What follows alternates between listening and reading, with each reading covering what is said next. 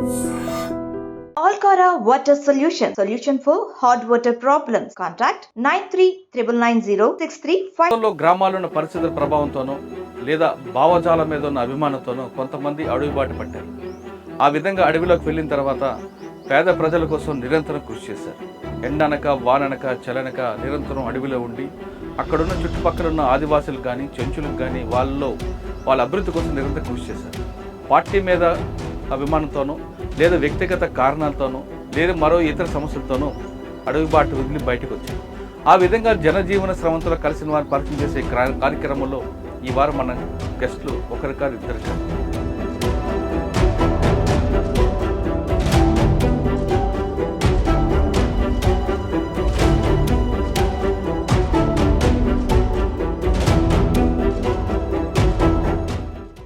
అప్పుడు మా అమ్మకు ఇక్కడ పడింది తోట.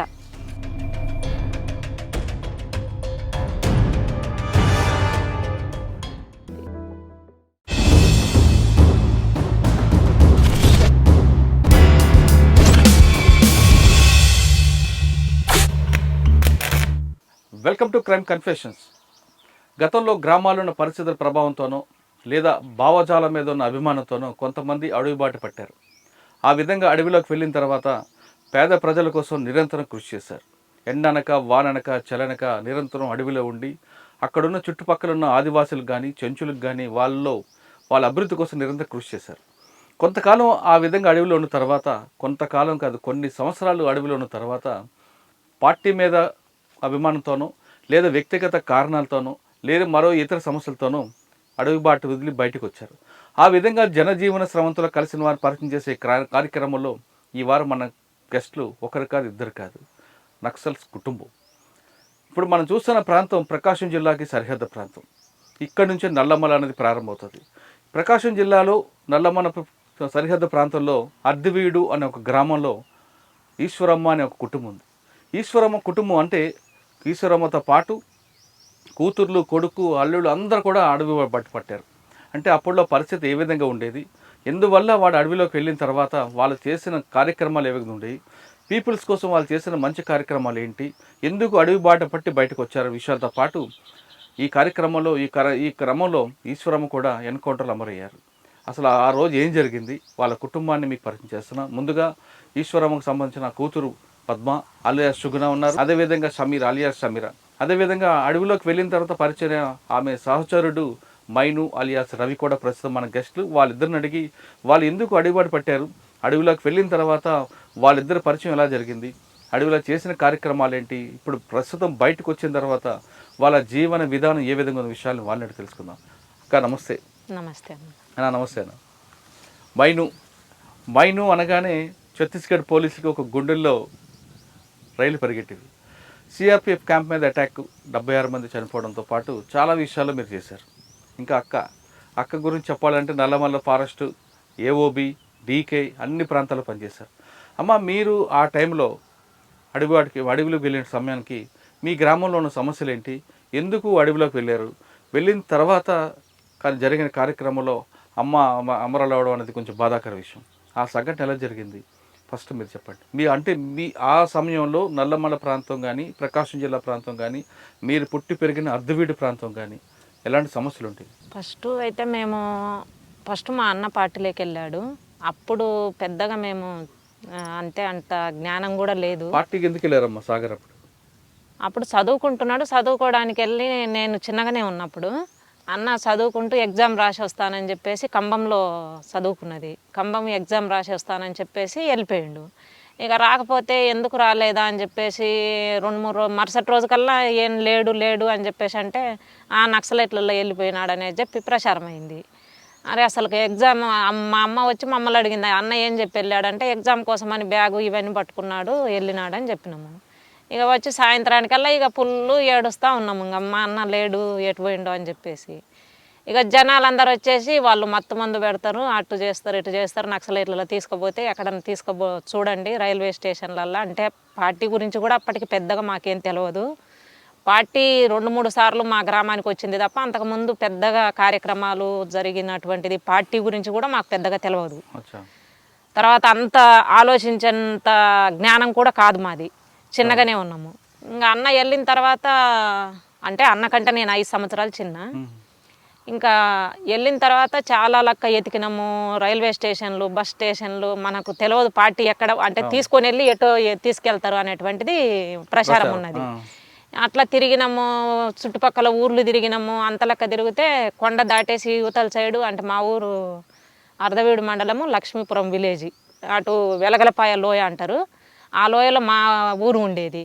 అయితే యువతల సైడు శంకరాపురం అని చెప్పేసి అక్కడ అర్ధవీడు పక్కన అక్కడ దళం ఉన్నదని చెప్పేసి తెలిసిన తర్వాత అక్కడికి వెళ్ళిండ్రు. అక్కడికి వెళ్తే వీళ్ళు మా వాళ్ళు వెళ్ళేసరికి వాళ్ళు లేరు. అట్లా దాదాపు 4 రోజులు 5 రోజుల తర్వాత ఎక్కడో ఊరు దగ్గర ఉన్నాడు అని చెప్పేసి తెలిసినాక పోయి పట్టుకున్నాము. ఇక పట్టుకొని రావాలి ఇంటికి అని చెప్పేసి నేను, మా అన్న, మా చెల్లెలు, మా అమ్మ ముగ్గురం ఇంటికి రావాలని చెప్పేసి ఒకళ్ళం డ్రెస్ వదులుతాము, ఒకళ్ళం తుపాకీ తీసేస్తాము. ఇట్లా చేస్తుంటే దళం వాళ్ళు లేదమ్మా వస్తలేమ్మా రేపు తీసుకొస్తాం మీ అన్నను అని చెప్పేసి చెప్పేవాళ్ళు. ఇక అయినా కూడా ఇక మేము వదిలిపెడతలేము. సరే సాయంత్రం వరకు వెనకిడిది పన్నాము. సరే అన్నారు, మాకు అన్నం తినమన్నారు. ఇక ఏడుకో ఊర్లోకి పంపించేసారు మా అన్నని. ఊర్లో పంపించి వాళ్ళు ఎక్కడో ఏరే సాట ఏపిడి పెట్టుకునే విధంగా పెట్టుకున్నారు. ఇక మేము సాయంత్రం దాకా చూసినాం, రాలేదు. తర్వాత తీసుకొస్తాం మీ ఊరికే అని చెప్పేసి చెప్తే ఇంకా తర్వాత పోయినాము, ఇంటికి పోయినాము. వారం తర్వాత ఇంటికి తీసుకొని వచ్చారు. అంటే దళం వచ్చింది ఊర్లోకి మళ్ళీ. ఇక ఊర్లోకి వచ్చి ఊర్లో 2-3 రోజులు ఊరి పక్కన ఆగిండ్రు. కానీ ఇంకా మేము ఏడుస్తూ ఉన్నాము. మా అన్న స్వీల్లో వస్తున్నాడు ఇంటికి, మళ్ళీ పోతున్నాడు. నేను యాడికి పోను అంటాడు. మళ్ళీ సాయంత్రానికల్లా మళ్ళీ వాళ్ళకి అన్నం తీసుకొని పోవడము ఇలా చేస్తున్నాడు. ఇక మేము ఎంత ఏడ్చినా ఇక ఇది కనికరిస్తలేడు. ఇక మా అమ్మ బాగా ఏడుస్తుంది. అసలు ఇప్పటిదాకా నిన్ను పెంచుకున్నది ఎందుకు, 3 చెల్లెళ్ళు ఉన్నారు. మా నాన్న వ్యవసాయమే, అయితే బాగా తాగుబోతు. మేము కొంచెం పెద్దగా అయ్యేసరికి మా నాన్న కుటుంబాన్ని పట్టించుకునేటువంటి పరిస్థితి లేదు. బాగా తాగి అట్లా ఉండడం, అమ్మ మీద భారం అంతా పడింది. అమ్మనే మేము చిన్నప్పటి నుంచి కూడా అమ్మనే అన్నీ చూసుకుండేది. నాన్న కూడా చేసేవాడు కానీ తక్కువ.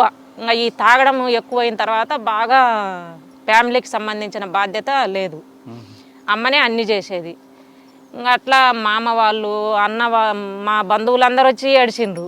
ఆయన ఏమి మాట్లాడతలేడు. నేను ఏడికి పోతున్నా, ఇక్కడే ఉంటున్నా కదా, ఎందుకు మీరు ఏడిచేది అంటాడు. ఇక వెళ్ళిపోయిండు. వెళ్ళిపోయి దాదాపు 6 నెలలు రాలేదు. ఇంకా పార్టీ అసలు ఇంటికెళ్ళి ఊర్లోకి రాలేదు, చుట్టుపక్కల రాలేదు. ఇంకా ఏడవడం ఇంకా ఎప్పుడు మాకు అసలు ఇప్పటికి కూడా చికెను మటన్లు ఇలాంటి అలవాటు లేదు. అంటే మా అన్న మేము చిన్నప్పుడే పార్టీలోకి వెళ్ళిపోవడము. మా అమ్మ ఎప్పుడు పండగలు వచ్చినా లేకపోతే ఏదన్నా ఫంక్షన్లు జరిగినా ఎప్పుడు మా అన్న గురించి చెప్పి ఇంకా బాగా ఏడవడము ఇట్లనే ఉండేది. ఇంకా అట్లా మాకు చికెన్ మటన్లు కూడా మాకు అలవాటు లేదు. మొత్తం మా ఫ్యామిలీలో తీసుకొచ్చేది లేదు. ఇంకా ఎవరన్నా మా మామ వాళ్ళు తీసుకొస్తే మా అమ్మకు తినేది, ఇంకా అట్లా ఉండేటోళ్ళం. కానీ అట్లా అసలు మొత్తము లేదనమాట. అట్లా ఇక మా అన్న వెళ్ళిపోయిన తర్వాత మళ్ళీ 1997-6 టైంలో కొంచెం ఎక్కువ తిరుగుతున్నారు. ఇంకా మళ్ళీ అక్కడికి రావడము, నేనైతే రానింటికి వచ్చిపోతుంటా అని చెప్పేసి క్లియర్గా చెప్పిండు. ఇంకా అప్పటికి 2 సంవత్సరాలు దాటిపోయింది. నేనైతే ఇంటి దగ్గర ఉండను, నేను ప్రజల కోసం పనిచేయాలనుకున్నా, వెళ్తున్నాను.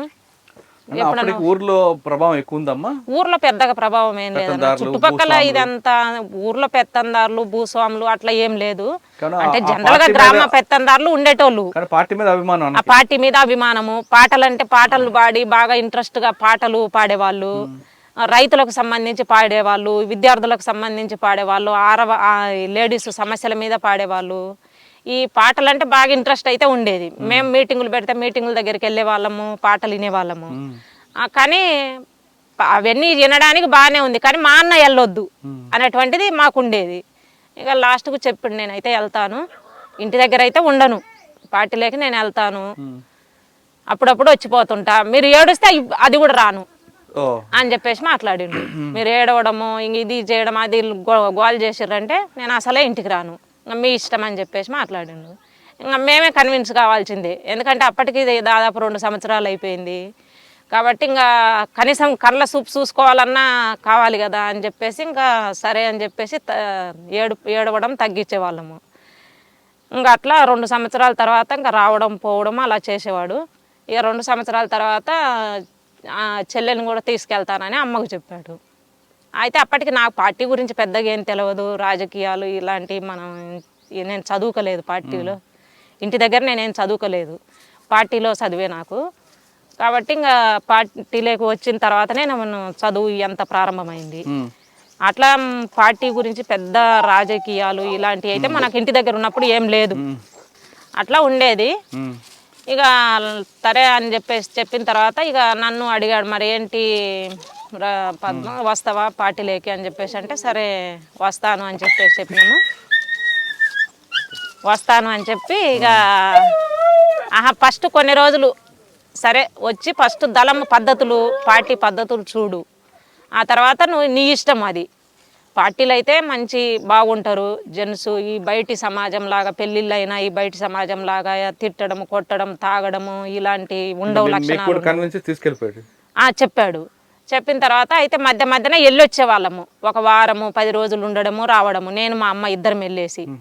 అట్లా వచ్చిన తర్వాత ఇంకా 97 ఆ టైంలో ఫుల్ టైమర్గా వెళ్ళిన పార్టీలోకి వెళ్ళిన. 2007 నల్లమల దళమే. అప్పుడు బాలన్నని తూర్పుగోదావరి పశ్చిమ గోదావరి ఆయన ఇప్పుడు బయట ఉన్నాడు, బయటనే ఉంటున్నాడు, కమాండర్గా ఆయన ఉన్నాడు. ఇంకా అన్న కూడా అదే దళంలో ఉన్నాడు. నేను అమ్మ ఇద్దరం వెళ్ళినాము, వారం రోజులు అట్లా ఉన్నాము, మళ్ళీ ఇంటికి వచ్చేసినాము, మళ్ళీ వెళ్ళే వాళ్ళము. అయితే అన్నిటికంటే నాకు పోవడానికి బాగా అంటే ఈ అన్న చెప్పడం ఒకటి, ఇక పోలీసులు బాగా తిరగడము, ఇంటికి వచ్చేసి ఇంటి మీద దాడి చేయడము, అసలు ఎవరు ఉండరు మా ఇంట్లో, మగవాళ్ళు ఎవరు లేరు, మా నాన్న ఎక్కడో ఉండేటోడు, ఎవరు మా మేనమామ వచ్చి మా ఇంటి దగ్గర కూర్చున్నా కూడా ఈడు సాగరే అని చెప్పేసి, సాగర్ అంటే అప్పుడు ఈడు ప్రతాప్ అని చెప్పేసి తీసుకొని కొట్టుకుంటూ పోవడము. తర్వాత నేను ఇంటి దగ్గర ఉంటే నువ్వు వాడి భార్యవా వాడు చెల్లివా అనేటువంటి ఆ మాటలు ఉన్నాయి చూడు, అసలు కనీసం ఎవరు నువ్వు అనేటువంటిది అడిగే ఇది కూడా లేదనమాట. అట్లా మాట్లాడేవాళ్ళు. అసలు వీళ్ళకి ఏంది ఇంత ఇదిగా అడుగుతున్నారు, అసలు భార్య అనేది చెల్లి అనేటువంటిది తెలుసుకోకుండా కూడా ఎట్టనంటే అట్లా మాట్లాడుతున్నారు, కొడుతున్నారు. నన్ను కొట్టిండ్రు, మా అమ్మను కొట్టిండ్రు, మీ అన్న ఎక్కడున్నాడు అని చెప్పేసి మాట్లాడితే, ఎక్కడున్నా మాకు తెలియదు, పోయి పట్టుకోండి, మాకు దిక్కు లేకనే మేము ఏడుస్తున్నాము అని చెప్పేసి మాట్లాడినాము.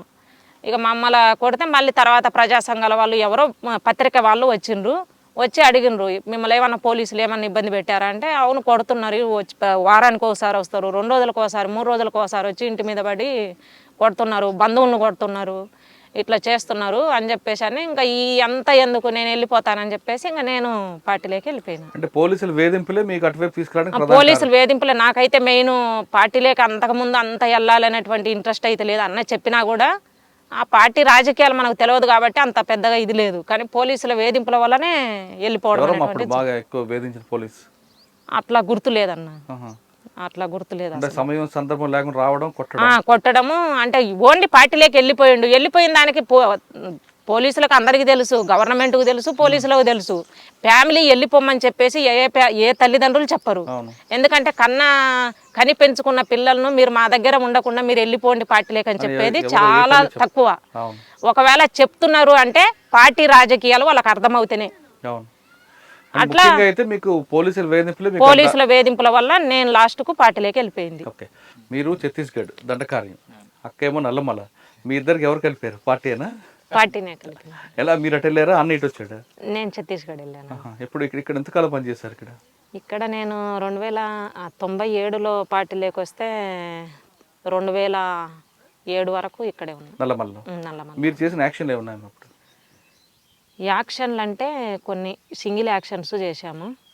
తర్వాత ఎర్రగొండపాలెం దాడి చేసినాము, ఎర్రగొండపాలెం స్టేషన్ మీద, పోలీస్ స్టేషన్ మీద దాడి చేసినాము. మీరు ఇంకా అప్పుడు అక్కడ సౌత్ తెలంగాణ ప్లాటూన్ ఒకటి ఉన్నది, ఇక్కడ నల్లమల ప్లాటూన్ ఒకటి ఉన్నది. ఈ 2 ప్లాటూన్లు లోకల్ దళం. నేను ఇక్కడ నల్లమల్లో కొన్ని రోజులు పనిచేసిన తర్వాత ఒక 5-6 నెలలు ఇక్కడ ఉన్న తర్వాత వెంటనే అక్కడ టీపీడీ దళం, టైగర్ ప్రాజెక్టు దళం అని చెప్పేసి ఈ దోర్నాల ఏరియా, దోర్నాల, పెద్ద అరవీడు, ఎర్రగొండపాలెం ఆ ఏరియా తిరిగేది. ఆ దళానికి నన్ను మార్చారు. సరే అని చెప్పేసి నేను అక్కడికి వెళ్ళిన. అక్కడ ఉన్న ఆ ఏరియాలోనే నేను ఉన్నది. మా లోకల్ దళం కూడా ఎర్రగొండపాలెం పోలీసులు ఎందుకు టార్గెట్ చేశారు? తుపాకుల కోసమా? తుపాకుల కోసమే, అంతేనా? వేరే రిటాలియేషన్ వేరే ఏం లేదు, వెపన్స్ కోసమే. వెపన్స్ అదే 30 మంది సిఆర్పిఎఫ్ వాళ్ళు ఉంటారు, వాళ్ళ మీద దాడి చేసేసి తుపాకులు తెచ్చుకోవాలి, తుపాకులు ఇంకా తోటాలు తీసుకొచ్చుకోవాలి అనేటువంటిది చెప్పారనమాట. దాడి చేసిన తర్వాత మనది ఫస్టే కొంచెం పోవడమే ఎక్స్పోజ్ అయింది దారిలోనే. జరిగింది ఎన్ని గంటలు చేశారు? తెల్లారిదనక జరిగింది, 3 గంటల వరకు జరిగింది. ఒక 12 గంటలకు రైడ్ స్టార్ట్ అవుతే 3 గంటల వరకు జరిగింది ఫైరింగ్. కానీ ముందుగా మేము పోకముందే పోలీసులు అదనపు బలగాలు వచ్చినాయి లోపలికి. అంటే ముందు ఇన్ఫర్మేషన్ లీక్ అయిందా? ఇన్ఫర్మేషన్ లీక్ అయిందా వాళ్ళ జనరల్ దాంట్లో వచ్చిందా తెలియదు, కానీ అదనపు బ్యాచ్ 60 మంది అదనపు బ్యాచ్ వచ్చిన్నారు. అట్లా రైడు ఫెయిల్ అయింది. ఇంకా తెల్లారేంత వరకు మా బ్యాచ్లో ఉన్నటువంటి వాళ్ళు ఒక గోడ ఎక్కేసి లోపలికి దిగాలి. ఆ గోడ ఎక్కి లోపలికి దిగిన తర్వాత మళ్ళీ ఇంకొక చిన్న గోడ ఎక్కి లోపలికి దిగితే స్టేషన్ లేకపోతారు. ఆ మెయిన్ గోడ ఎక్కేది లోపలికి దిగిన తర్వాత వాళ్ళు ఎటు రావడానికి లేకుండా అయిందనమాట. ఆడ గ్రైనేడ్ వేసి ఆ అన్నకు గాయాలైనాయి, అశోక్ అని చెప్పేసి ఆ అన్నకు బాగా గాయాలైనాయి, ఇంకొక అన్నకు కూడా గాయాలైనాయి. అట్లా 2 గాయపడ్డారు. ఇంకా తెల్లారంతా కనీసం ఫస్ట్ వాళ్ళని అయితే బయటికి తీయాలి కదా అని చెప్పేసి ఫైర్ చేస్తూనే ఉన్నాం 3 గంటల వరకు. 3 గంటలకు అక్కడ నుండి బయటకు వచ్చినాము. తర్వాత శ్రీశైలం సుండిపెంట రైడు చేసినాము. అక్కడ నేను ఆంబుష్ టీంలో ఉన్నా, అంటే మళ్ళీ అదనపు బలగాలు రాకుండా పెడతారు కదా రోడ్ల మీద, అట్లా ఈ దోర్నాల రూటుకు ఆంబుష్లో ఉన్నా నేను. అది ఫెయిల్ అంటే ఆడ ఏం లేవు అసలు, మేము అనుకున్న వెపన్స్ లేవు, పోలీసులు లేరు, అది వెంటనే మన స్వాధీనం లేకొచ్చింది, కానీ ఏం లేవు అక్కడ. అట్లా పెద్దగా మనకేమైతే లేదు. ఇంకా ఎన్కౌంటర్లు అయితే దాదాపు 30 నుండి 35 ఎన్కౌంటర్లు కనుక ఇక్కడ నల్లమల పరిధిలో జరిగినటువంటి ప్రతి ఎన్కౌంటర్లో ఉన్నా నేను. ఎన్కౌంటర్లు అంటే పోలీసులు మా మీద జరిగినట్టు, పోలీసులు మా మీద ఫైరింగ్లలో 30 ఫైరింగ్లకు పైనే ఉన్నాము. 30 ఫైరింగ్లో మీరు తప్పించుకున్నారా? తప్పించుకున్నాను. వాళ్ళ వైపు కూడా తప్పించుకున్నారు, పోలీసుల వైపు కూడా తప్పించుకున్నారు. అప్పుడు నల్లమల అనగానే మావోయిస్ట్ పార్టీ అంటే నక్సల్స్కి ఒక పెట్టని కోటం అది. కర్నూలు నుంచి కానీ లేదా శ్రీశైలం నుంచి వైపు కానీ సున్నిపేట వైపు నుంచి కానీ మీరు చెప్తున్న ఎర్రగొండపాలెం వెళ్ళాలని దాటాలంటే మీ పరిమితి లేకుండా, మీ అనుమతి లేకుండా వచ్చేవాళ్ళు కదా, అంత పట్టుండేది. ఆ నల్లమలలో అంత పట్టు సాధించడానికి ప్రధాన కారణం ఏమనుకోవచ్చు? అంటే అక్కడ స్థానికుల సహకారమా, లేదు మీరు వాళ్ళని బెదిరించి? అయితే 1998-97 తర్వాత భూ పోరాటాలు స్టార్ట్ అయినాయి ఇక్కడ. నేను దళంలో ఉన్నప్పుడే అక్కడ ఎర్రగొండపాలెం ఇటు వైచర్లోపల్లె అంటే పెద్ద దోర్నాల మండలము, వైచర్లోపల్లెలో చెరువు పోరంబోక భూమి, దేవుడు మాన్యం భూమి, ఇలాగ పెద్ద అక్కడ ఉన్నటువంటి రైతులకు అన్ని కులాల వాళ్లకు, పేద వర్గంలో ఉన్నటువంటి అన్ని కులాల లిస్టు తీసి అట్లా అందరికీ పంచడం జరిగింది. తర్వాత ఆ భూములు పంచిన తర్వాత అక్కడ కొన్ని రోజులకు ఆ భూములు పంచే టైంలోనే ఆ ఎస్సీల అబ్బాయి ఊర్లోకి సైకిల్ వేసుకొని పోతే ఒక అతను రెడ్డి అతను ఈడు సైకిల్ వేసుకొని మన కళ్ళ ముందు తిరుగుతాడా అని చెప్పేసి కొట్టిండ్రు, ఆ మాదిగొల్ల పిల్లోని కొట్టిండు. కొడుతున్నానే ఇక పార్టీ దగ్గరికి వచ్చిండు, మేము దళం పక్కనే ఉన్నాం అప్పుడు. వెంటనే పార్టీ దగ్గరికి వచ్చిండు, ఇట్లా నన్ను కొట్టినారు అంటే, ఎందుకు కొట్టినారు, ఏమన్నా కొంచెం ఓవర్ చేసే పిల్లోడు కూడా అబ్బాయి, ఏమన్నా అట్లా చేసినావా అని చెప్పేసి అంటే, లేదు నేను ఏవో కొనుక్కోడానికి కొట్టు దగ్గరికి వెళ్ళేసి సైకిల్ మీద వస్తుంటే వీడు మన కళ్ళ ముందు సైకిల్ మీద తిరుగుతాడా అని చెప్పేసి కొట్టినారు అని చెప్పేసి అన్నాడు. ఇక వెంటనే సాయంత్రము ఊరి వాళ్ళందరినీ పిలిచి మాట్లాడినాం, అంటే పాలెం వాళ్ళందరినీ పిలిచి మాట్లాడినాము. అవునన్నా ఇట్లా ప్రతిసారి ఇట్లనే ఉంటుంది, కానీ మేము ఇంకా పోకుండా మామూలుగా పోతాము, ఇప్పుడు ఉన్నటువంటి కుర్ర పిల్లలు అట్లా ఉండలేరు కదా, పోతున్నారు కదా సైకిళ్ళ మీద, మరి మా సైకిళ్ళ మీద మేము పోతే వాళ్ళకేంటిది, ఇది మాట్లాడాల్సిందే ఊర్లో అని చెప్పేసి మాట్లాడిర్రు. సరే అని చెప్పేసి ఒక వారం తర్వాత మళ్ళీ ఊర్లోకి వెళ్ళేసి ఊర్లో మీటింగ్ పెట్టినాము. మరి ఇట్లా కొట్టడం ఎట్లా సరైనటువంటిది అని చెప్పేసి అతన్ని పిలిచి మాట్లాడదామని చెప్పేసి అతని ఇంటి దగ్గరికి వెళ్ళినాము. సంగిరెడ్డి అతను ఇంటి దగ్గరికి వెళ్తే దొరకలేదు, బాత్రూమ్ని అక్కడ దాచిపెట్టుకున్నాడు, మళ్ళీ తర్వాత ఉన్నాడంట. ఇక అప్పుడు దొరకలేదు, ఊర్లో చెప్పేసి పోయినాము. ఏ కులం వాళ్ళదే ఆ కులం ఉంటుంది, కానీ ఇట్లా కొట్టడం అనేటువంటిది సరైంది కాదు, సరే పిలిచి మాట్లాడదామని వస్తే అతన్ని లేడు కదా అని చెప్పేసి వెళ్ళిపోయినాము. వెళ్ళిపోయిన తర్వాత ఇక మళ్ళీ కొన్ని రోజులకల్లా ఇంకా చిన్న దానికల్లా ఇక పాలెం వాళ్ళకు గొడవలు జరుగుతూనే ఉంది. వీళ్ళకి కూడా మన సపోర్ట్ ఉంటుంది, ఇక వాళ్ళకు కొంచెం ఊర్లోకి వచ్చి మా మీద ఇట్లా చెప్పిపోయినటువంటిది వాళ్ళకి అవుతుంది. ఇట్లాగా చిన్న చిన్నగా పెద్దగా అయింది ఇది. తర్వాత పాలెము తగలబెట్టేసిర్రు. పాలెం తగలబెట్టలేదు, మేము అతను ఇట్లా చేసిండు కదా, ఇట్లా చేసి మనకు కనీసం సమాధానం కూడా చెప్తలేడు, దొరుకుతలేడు. తర్వాత ఊర్లో కొంత పెత్తందారి కూడా అతను, అందుకు అతను చంపాలి అని ఫస్ట్ చెప్పడం కోసం వెళ్ళినాము, హెచ్చరించడం కోసం వెళ్ళినా దొరకలేదు. ఇక ఇట్లా చేస్తున్నాడంటే ఇతన్ని చంపాలి అనేటువంటిది పార్టీ నిర్ణయం చేసింది. అప్పుడు అతను చంపడం కోసం ఇంటి దగ్గరికి వెళ్తే దొరకలేదు అతను. మళ్ళీ అతను దోర్నాల వెళ్ళేసి ఇంటికి వెళ్ళే టైంలో బస్సులో వచ్చే టైంలో బస్సులో పట్టుకొని చంపేసినాము. చంపిన వెంటనే అక్కడ అతన్ని చంపడము, ఊర్లో వాళ్ళు పోయేసి పాలెం మీద మొత్తము తగలబెట్టేసేసారు. ఆ తగలబెట్టినటువంటి దాంట్లో కొంతమంది గాయాలైనరు, ఇళ్ళల్లో ముసిలోళ్ళు లాంటి వాళ్ళు, కొంచెం మంది పిల్లోళ్ళ లాంటి వాళ్ళు, ఇలాంటి వాళ్ళు కొంతమంది గాయాలైనరు. ఒక అతనేమో చనిపోయినట్టుంది, అట్లా అంత గుర్తులేదు. అట్లా అయింది. ఇంకా మొత్తము పాలెం మీద దాడి చేసిర్రు, ఇక మొత్తము తగలబెట్టేసిర్రు. ఇక వాళ్ళందరికీ గవర్నమెంటే ఊర్లోకి వచ్చేసి ఏదో శిబిరం ఏర్పాటు చేసింది దోర్నాల టౌన్లో ఉన్న తర్వాత ఇక వాళ్ళకి ఇప్పుడు బిల్డింగులు అవన్నీ వచ్చినాయి, ఇప్పుడు ఉన్నారు. అట్లా ఆ ఊర్లో జరిగింది భూ పోరాటాలు ఎప్పుడైతే స్టార్ట్ అయినాయో, భూ పోరాటాలలో ప్రధానంగా ఏంటంటే పార్టీలోకి వెళ్ళిన తర్వాత, అంటే ఇంటి దగ్గర మనకు రాజకీయాలు తెలియకపోయినా పార్టీలోకి వెళ్ళిన తర్వాత ఎవరైతే గ్రామ పెత్తందారులుగా ఉంటారో వాళ్ళ చేతుల్లోనే ఆ గ్రామానికి సంబంధించిన దేవుడు మాన్యాలు ఉంటాయి. ఆ గ్రామానికి సంబంధించిన మిగిలినటువంటి చెరువు పోరంబోకు కానీ ఏదైనా పోరంబోకు భూములు ఉండేటువంటిది గ్రామ పెత్తనం కూడా వాళ్ళదే ఉంటుంది. ఊరికి ఒకళ్ళైన ఉంటారు. మామూలు ఇప్పుడు చెంచుగూడాలు ఉన్నాయన్నా కూడా చెంచుగూడాలలో కూడా ఒకళ్ళు ఉంటారు మెయింటైన్ చేసేట. అదే అంటే ఇక్కడనేమో దోపిడీ రూపంగా కనిపించింది, చెంచుగూడాలలో దోపిడీ చేయడానికి లేదు కదా. కాబట్టి అట్లా ఎవరో ఒకళ్ళు అయితే మెయింటైన్ చేయడానికి ఉంటారు. వాళ్ళే కొంత మళ్ళీ పెత్తందారులుగా మారడం అనేటువంటిది కూడా కనిపిస్తుంది. మన నల్లమల్లి అనగానే చెంచులు రాజకీయ చైతన్యం తేవడానికి కానీ వాళ్ళ అభివృద్ధి కోసం మీరు ఏం చేస్తారు అప్పుడు పార్టీ? చెంచుగూడాలలో చాలా మొత్తం మీటింగులు పెట్టినాము పెద్ద ఎత్తున. అసలు పార్టీ ఎవరి కోసం తిరుగుతుంది, అసలు చెంచుల పరిస్థితి ఏంటిది, ఈరోజు ఈ అడవిలో బంక ఏరుకొని తర్వాత ఏదో గడ్డలు ఏరుకొని బతకాల్సినటువంటి పరిస్థితి ఏంటిది, మీరు కూడా మంచి వ్యవసాయం చేసుకోవాలి, ఇట్లా చేయాలి అని చెప్పేసి వాళ్ళకు చాలా చైతన్యయుతంగా చేయడం అనేటువంటిది. వాళ్ళల్లో ఒక సంఘాలను ప్రతి గూడానికి సంఘాన్ని ఏర్పాటు చేసి మహిళా సంఘాలను ఈ మందు తాగకుండా తర్వాత వాళ్ళు వ్యవసాయం వైపు మళ్లించాలి అనేటువంటిది. వ్యవసాయ కార్యక్రమాలు దళమే ఊర్లో ఉండేసి కూడా గ్రామాలలో ఉండేసి కొన్ని వ్యవసాయ కార్యక్రమాలు కూడా మేము చేసినాం అప్పుడు. అదొకటే కాకుండా చెంచులు పండించిన పంట అడవిలో ఉన్నది, అడవి బిడ్డలు వాళ్ళు ఆస్తుంది, వాళ్ళు ఎక్కడో కొండలెక్కి తీసుకొచ్చి అమ్ముతుంటే దళారు వ్యవస్థ ఒకటి ఉండేది అప్పుడు. అవును, దళారులతో కూడా మేము మాట్లాడేళ్ళము. తర్వాత ఈ ఐటీడీఏ సున్నిపేట శ్రీశైలంలోనే ఐటీడీ ఆఫీసు, ఆ ఆఫీసర్లను పిలవనంపి మాట్లాడినాము. అసలు వ్యవసాయానికి సంబంధించి చెంచులకు అంటే ఆదివాసులకు అసలు ఏమేమి వర్తిస్తాయి, మీ దగ్గర గవర్నమెంట్ ఏమి ఇచ్చేవి ఉన్నాయి అని చెప్పేసి ఏపీఓని పిలవనంపి మాట్లాడినాము. ట్రాక్టర్లు ఇస్తాము, బోర్లు వేపిస్తాము, సోలారు కరెంట్ ఇస్తాము, ఇవన్నీ చెప్పారు. అట్లాంటివి కొన్ని చేపించిన గ్రామాలలో. కానీ అప్పట్లో పార్టీ మీద ఒక దుష్ప్రచారం ఉండేది, చెంచుల అభివృద్ధి కోసం ప్రభుత్వం కిందకు వస్తే అభివృద్ధి పథకాలు కింద వరకు వెళ్లకుండా పార్టీ అడ్డుకుంటుంది, అభివృద్ధి పనుల కంటే ట్రాక్టర్లు తగలబెట్టడం, ప్రొక్లైన్ తగలబెట్టడం చేస్తుంది అనేది. అసలు చెంచుల అభివృద్ధి కోసం పార్టీ అంటేనే, మావోయిస్టు పార్టీ అంటేనే పేద ప్రజల కోసం పనిచేసేటువంటిది. ఇప్పుడు మా అమ్మ నాన్నలను ఎవరైనా వాళ్ళు తల్లిదండ్రులను వదులుకొని మొత్తం ఆస్తులు పాస్తులు అన్నీ వదులుకొని చేసేటువంటిదే పేద ప్రజల కోసము. ఇప్పుడు భారతదేశంలో కనీసం మంచినీళ్ళు తాగాలన్నా కొనుక్కొని తాగాల్సినటువంటి పరిస్థితి.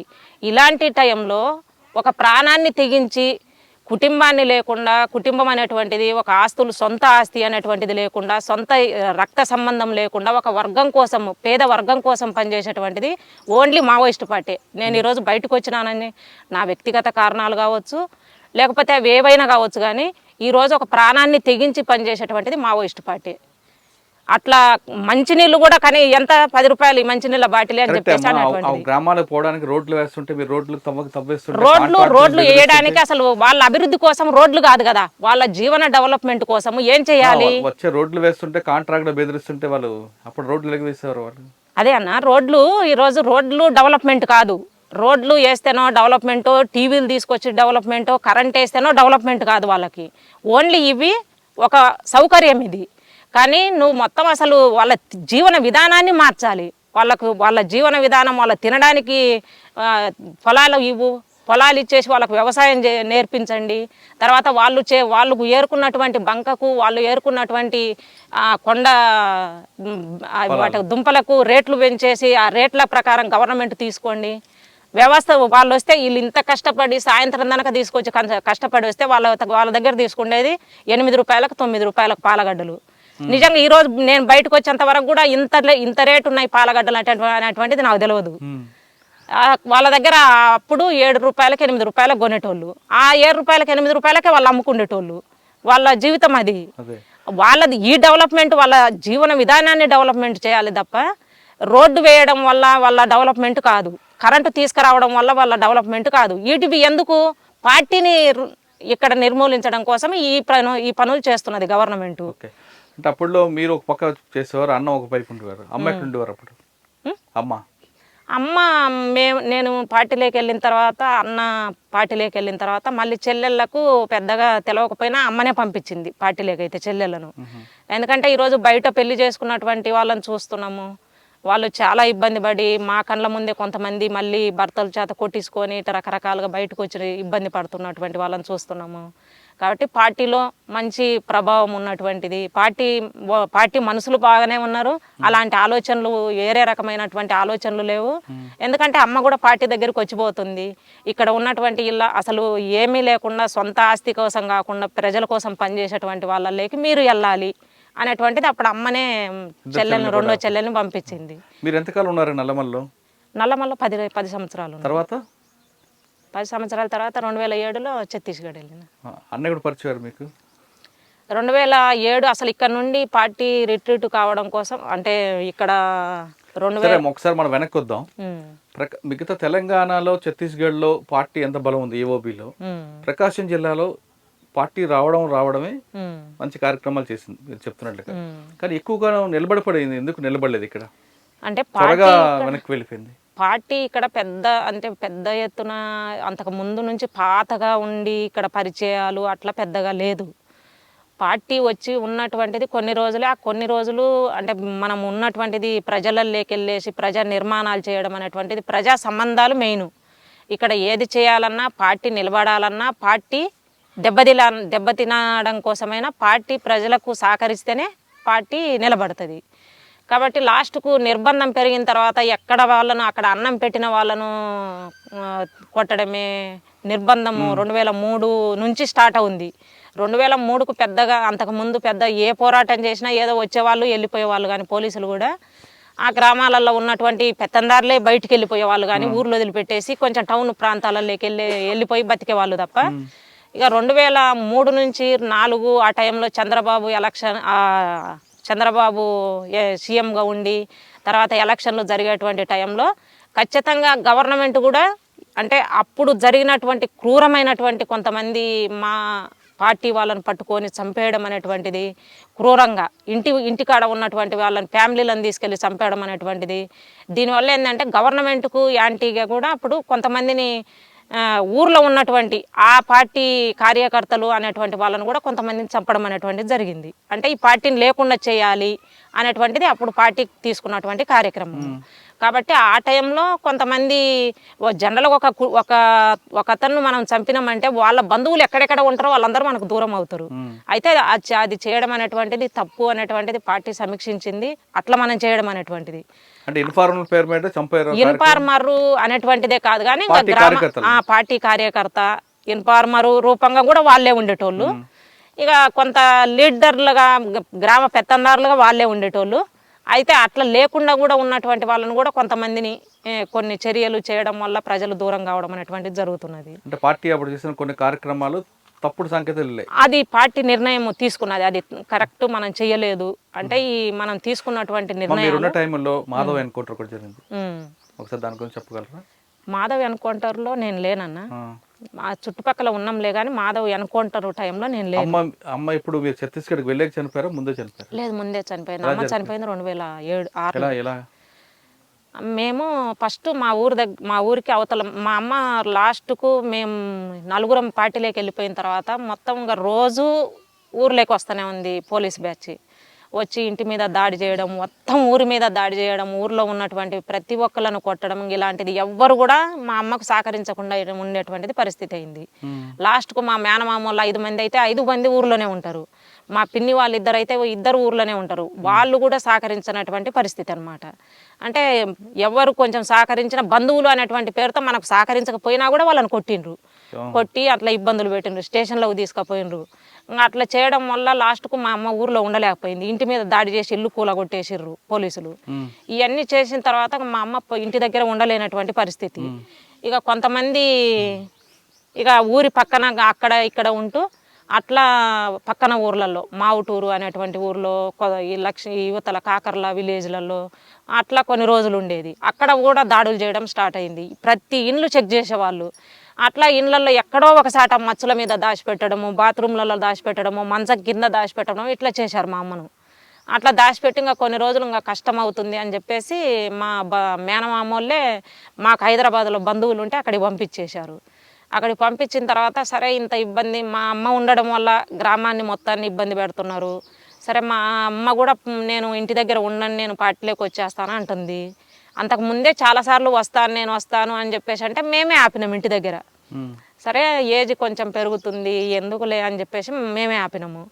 సరే అని చెప్పేసి ఇంకా లాస్ట్కు తీసుకెళ్దాము, ఇంకా ఇట్లయితే మరి కష్టం అవుతుంది కదా, నేను ఉండలేను అని అమ్మ అన్నది. ఇంకా మేము తీసుకెళ్లాలనేటువంటి నిర్ణయం తీసుకొని పార్టీ కమిటీ కూడా, రాష్ట్ర కమిటీ వాళ్ళు కూడా అమ్మని తీసుకురమ్మని చెప్పేసి చెప్పారనమాట. ఇంటి దగ్గర ఇబ్బంది పెడుతున్నారు, బంధువుల్ని ఇబ్బంది పెడుతున్నారు కాబట్టి ఇంకా అమ్మ ఉండడం కష్టం అవుతుంది కదా, తీసుకురండి అని మాకు చెప్పిన తర్వాత మేము వచ్చి ఊరి దగ్గరికి వచ్చేసి మా మామ వాళ్ళకి అడిగినాము. అడిగితే లేదమ్మా మీ అమ్మ ఇక్కడ హైదరాబాద్లో ఉంది అని చెప్పేసి అన్నారు. సరే పిలవనంపమంటే ఎందుకు ఇప్పుడు మళ్ళీ తన్నిస్తారా మీరు అని చెప్పేసి అన్నారు. అంటే లేదు మామ మేము తీసుకెళ్తాము అన్నాను. వద్దులే అన్నారు. వద్దులే ఆమె ఏదో అక్కడ బతుకుతుంది కదా అని చెప్పేసి అంటే లేదు పిలవనంపండి మామ అని చెప్పేసి సరే చూసైనా పోతాము పిలవనంపండి అని చెప్పినాము. ఇక పిలవనంపిన తర్వాత మేము మా దగ్గరికి వస్తున్నాగానే సరే అమ్మ మరి వెళ్తావా ఇంటికాడ ఉంటావా అంటే ఇప్పుడు ఉండే కానీ ఏమన్నా ఉంటావా ఎట్లా అని చెప్పేసి అంటే లేదు నేను ఇక్కడే ఉంటాను అన్నది. ఇక పార్టీలో ఉన్నాక ఒక 3 నెలలు అట్లా మాతోటే ఉన్నది. మా ఊరి మేము గుంటూరు అటు సైడు కొన్ని ఏదో రైడ్ చేయాలంటే అటు వెళ్ళినాము, ఏదో ఫెయిల్ అయితే మళ్ళీ రిటర్న్ వచ్చేసినాము. ఆ టైం అంతా మాతోటే ఉన్నది. మేము మా ఊరికి అవతల సైడ్ పైన బసిరెడ్డిపల్లి అని ఉంటుంది, అక్కడికి వచ్చి ఆగినాము. పగలు అక్కడ నైట్ వచ్చేసి సరుకులు తీసుకొని పోయినాము ఊర్లో. అక్కడ సుగాలి తాండ ఉంటుంది, ఆ తాండకు దగ్గరలో మేము ఆగి ఉన్నాము. వర్షం పడి బురద ఉన్నది, ఆ బురదలో మా అడుగులు పడ్డాయి. అక్కడ ఎవరు ఇన్ఫర్మేషన్ తాండా నుండి ఇన్ఫర్మేషన్ పోయింది అనేటువంటిది మా ఆలోచన. అట్లా మొత్తంగా ఊరు మొత్తాన్ని చుట్టుముట్టిండ్రు ఆ తాండాను. తర్వాత ఇక మాకు ఆ విషయం తెలియదు అసలు. మేమున్న డైరెన్ మొత్తం చుట్టుముట్టిండ్రు 4 గంటల టైంలో, 4 గంటలకల్లా పగలు 4 గంటలకి మొత్తం డేరే చుట్టుముట్టేసి ఫైరింగ్ స్టార్ట్ చేసి నేను అప్పటికి శాఖమూరి అప్పారావు మాతోటే ఉన్నాడు. ఇక ఏడుకో బయటికి వెళ్ళి రావాలమ్మా నువ్వు ఏపీటీ ఉంది అని చెప్పేసి అంటే నేను స్వీల్లో డ్రెస్ మార్చేసుకొని స్వీలు వేసుకొని తుపాకీ అన్న అప్పుడు టోటల్ కమాండరు, నేను టోటల్ డిప్యూటీ కమాండర్గా ఉన్నా. సాగర్ అన్న టోటల్ కమాండర్. అంటే అప్పుడు దక్షిణ తెలంగాణ వాళ్ళు కొంతమంది కలిసి ఉన్నాము, మేము ఇక్కడ వాళ్ళం కొంతమంది అందరం కలిసి ఉన్నప్పుడు అన్న టోటల్ కమాండర్ ఉన్నాడు, నేను టోటల్ డిప్యూటీగా ఉన్నా. ఇక ఆ టైంలో అన్నను ఏడుకో రాష్ట్ర కమిటీ వాళ్ళ పనుల మీదనే సెల్లు మాట్లాడడానికి కొండకు పంపించేశారు. ఇక నేను బయటికి వెళ్ళడం కోసం రెడీ అయ్యి తుపాకీ ఇంకా సరే శాఖమూరి అప్పారావే మాతోటి ఉన్నాడు. ఇక సరే ఈ వెపన్ ఎవరికన్నా ఇవ్వండి అన్న అని చెప్పేసి అక్కడ పెట్టేసి వెళ్దామని చెప్పి అక్కడికి రావడం స్టార్ట్ అయింది. ఇంకా ఫైరింగ్ ఆ అన్న దగ్గరే కూర్చొని ఉన్నా నేను. ఇక ఫైరింగ్ స్టార్ట్ అయింది. స్టార్ట్ కావడమే అదే హెడ్ క్వార్టర్ మీదనే స్టార్ట్ అయింది ఫైరింగ్. ఒక సెక్షన్ ఉన్నది కానీ సెక్షన్కు మధ్యలో నుండి హెడ్ క్వార్టర్ మీదనే ఫైరింగ్ స్టార్ట్ అయింది. ఇక తర్వాత ఫస్ట్ సెంట్రీలో ఉన్నది మా చిన్న చెల్లెలు, సెంట్రీలో ఉన్నది మైన్ వేలు చేసింది. సెంట్రీలో ఉన్న మిగిలిన ఇద్దరు పరిగెత్తేసి డైరెక్ట్ వెళ్ళి వచ్చేస్తే మా చెల్లెలు అక్కడే ఉండేసి మైన్ వేల్చింది, ఫైరింగ్ చేసుకుంటే వెనకకు వచ్చేసింది. ఇక చెల్ల నువ్వు ఫస్ట్ డ్రెస్ మార్చుకొని నీ వెపన్ నువ్వు తీసుకో అని చెప్పేసి అంటున్నాను. నేను వెపన్ మార్చేసుకొని ఇంకా డ్రెస్ మార్చుకొని వెపన్ తీసుకున్నా. ఇక ఫైరింగ్లో మరి అన్న లేడు కదా, నువ్వే అటు మరి చుట్టుముట్టిండ్రు. మనకు మొత్తం బ్యాచ్ చాలా అంటే వాళ్ళు పేపర్లో మరుసటి రోజు వేసింది 1200 మంది మేము వచ్చినాం అనేటువంటిది వాళ్ళు వేసింది. అట్లా మొత్తం డేర చుట్టుముట్టిండ్రు. ఎటో ఒక సైడు మీరు మైండ్ను పేల్చడము ఈ లాబింగ్ మైన్లు కొన్ని పెట్టుకున్నాం టిఫిన్లతో. ఆ మైన్లు పేల్చేసి మీరు ఎటో ఒక సైడ్ మనం వెళ్ళిపోవాలి అని చెప్పేసి అంటున్నానే ఇక చుట్టూ ఫైరింగ్ మా వాళ్ళు కూడా మొత్తం కవర్లలోకి వెళ్ళిండ్రు. ఫైరింగ్ స్టార్ట్ అయింది. దాదాపు గంట టైము ఫైరింగ్ స్టార్ట్ అయింది జరిగింది. తర్వాత ఇక ఒక సైడు కొంచెము ఫైరింగ్ మేము గ్రైనేడ్ చేయడము ఆ టీము కమాండర్గా నేనే ఉన్నా. ఇక ఫైరింగ్ గ్రైనేడ్ చేయడము ఫైరింగ్ చేసుకుంటూ ఈ లాబిన్ మైన్లు యూజ్ చేస్తూ అట్లా ముందుకు వెళ్ళిపోయినాము. ఇంకా మా అమ్మకు ఫస్టే గాయమైంది. మా అమ్మ ఈ హెడ్ క్వార్టర్లోనే ఉన్నది. ఆమె ఏరే కొత్త అబ్బాయి వచ్చింటే అబ్బాయికి తుపాకీ ఇచ్చినాము. ఆ తుపాకీ పట్టుకురావడం కోసం మా అమ్మ వెళ్ళింది. వెళ్తున్నానే మా అమ్మకు ఇక్కడ పడింది తూట. ఇక్కడ పడేసి ఇక్కడికి వచ్చేసింది. ఇక్కడ బయటకు వచ్చేసింది. వచ్చి నేను డ్రెస్ మార్చుకోవడానికి వెళ్తుంటే నాకు వచ్చి చెప్పింది, పద్మ ఇట్లా నాకు తూట తగిలింది అని చెప్పేసి. అంటే సరే మనం అమ్మ కోసం ఆలోచిస్తే ఇక్కడ కుదరదు కదా, బాధ్యత మనది, మన మీద ఉన్నది. అమ్మ కంటే ముఖ్యంగా నాయకత్వం ఉంది ఇక్కడ, నాయకత్వాన్ని కాపాడాలి అనేటువంటి దాంతో మేము ముందుకు వెళ్ళిపోయినాము. వెళ్ళిపోయిన తర్వాత ఇక మరుసటి రోజు తెల్లారేంత వరకు కూడా మేము ముందు వెళ్తూనే ఉన్నాం. తెల్లారుజామున ఇంకా ఒక కొండ మీదకి ఎక్కేసి అక్కడ డేరేసి ఇంకా అక్కడ రోల్ కాల్ చేసి మేము మమ్మల్ని కొంచెం ముందే ఉండమన్నారు. ముందే ఉన్నాము. తెల్లారిన తర్వాత అప్పుడు మేము మా అమ్మను మోసుకొని వస్తున్నారు. ఆ విషయం మోసుకొచ్చేంత సీరియస్ అయింది అనేటువంటిది కూడా మాకు తెల్లారిన కూడా తెలియదు. అయితే మా అమ్మను అప్పుడు సత్యము అని ఒక ఎస్జెడ్సీ నెంబరు ఇక్కడ సెక్రటరీగా ఉన్నాడు, ఆ అన్న ఉన్నాడు. వాళ్ళందరూ కలిసి మోసుకొని వచ్చిండ్రు. ఇక మోసుకొని వచ్చిన తర్వాత తెల్లారి మళ్ళీ ఏంటమ్మా ఎట్లా ఉంది అని చెప్పేసి రోల్ కాల్ అయిపోయిన తర్వాత వెళ్తే మాట్లాడతలేదు అసలు. ఏమ్మా అని చెప్పేసి అంటే కనీసం అసలు దెబ్బ తాకింది అంటే కనిపెంచి ఇన్ని సంవత్సరాలు నిన్ను సాకి అని బాగా ఏడ్చింది. ఏడిస్తే మళ్ళీ అప్పారావు అన్న మాట్లాడిండు. రవి ఇక్కడ పేరు అన్న పేరు మాట్లాడిందమ్మా, వర్గ సంబంధము అంటే ఇదేనమ్మా, అంటే నీకు గాయమైనా కూడా ఒకవైపు కని పెంచిన తల్లి గాయమైనదన్నా కూడా కూతుర్లు నిన్ను ఒక్కదాన్ని కాదు మొత్తం క్యాంప్ మనం ఇక్కడ ఉన్నటువంటి క్యాడర్ను కాపాడాలి అనేటువంటి దాంట్లో భాగంగా పట్టించుకోలేదు తప్ప నిన్నేదో పట్టించుకోవద్దు అనేటువంటిది కాదు కదా అని చెప్పేసి మాట్లాడిన తర్వాత ఇక బాగా రవణ కూడా అప్పుడు ఏంటంటే అందరినీ పిలిచి రోల్ కాల్ చేసి ఇట్లా వర్గ సంబంధం కన్నా కూడా అంటే రక్త సంబంధం కన్నా కూడా వర్గ సంబంధం అంటే ఇలా ఉంటుంది అనేటువంటిది అందరినీ పిలిచి రోల్ కాల్ చేసి మాట్లాడించి అప్పుడు చేతులు కలిపించాను అనమాట. అప్పుడు బాగా సంతోషపడింది. అంటే నా బిడ్డలు నా కోసమనే ఒక్కరి కోసమే కాదు ప్రజల కోసం పనిచేయాలి అంటే ఇలా ఉండిద్ది అనేటువంటిది ఇంక అప్పుడు అర్థం చేసుకొని బాగానే ఉన్నది.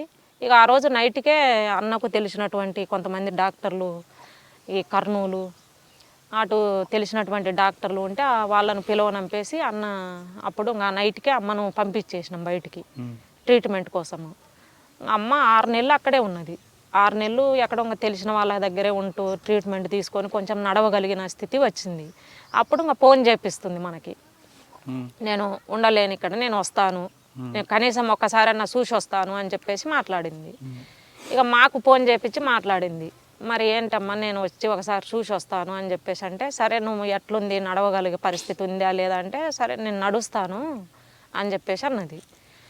అని ఇంకా అన్న అప్పారావే అన్ననే ఏపీటీ పెట్టుకొని ఉన్నాడు. ఇక ఆ ఏపీటీకి మా అమ్మ రావాలి, తర్వాత శ్రీధర్ అని నెల్లూరు జిల్లా అనేమో అన్నది, ఆయన డీవీసీ నెంబర్ ఇక్కడ, ఆయన రావాలి, తర్వాత ఇంకొక అన్న బయట నుండి ఇంకొక అన్న కూడా రావాలి. వీళ్ళ ముగ్గురు వచ్చి బద్వేల్లో కలవాలి. బద్వేల్లో కలిసేసి వాళ్ళ ముగ్గురు కలిసి ఇక్కడ ఊర్లో నల్లమల అడవి అంచులలో ఉన్నటువంటి ఆ ఊర్లలోకి రావాలి. ఆ ఊర్లోకి వెళ్ళి తీసుకురమ్మని చెప్పేసి మా దళం దగ్గర ఉన్నటువంటి ఒక అబ్బాయిని సుధాకర్ అని చెప్పేసి పంపించినాము. ఆ అబ్బాయి కూడా ఏసీ నెంబరు వడ్లరామాపురం ఆ అబ్బాయిది సుధాకరు. ఆ అబ్బాయిని పంపించినాము.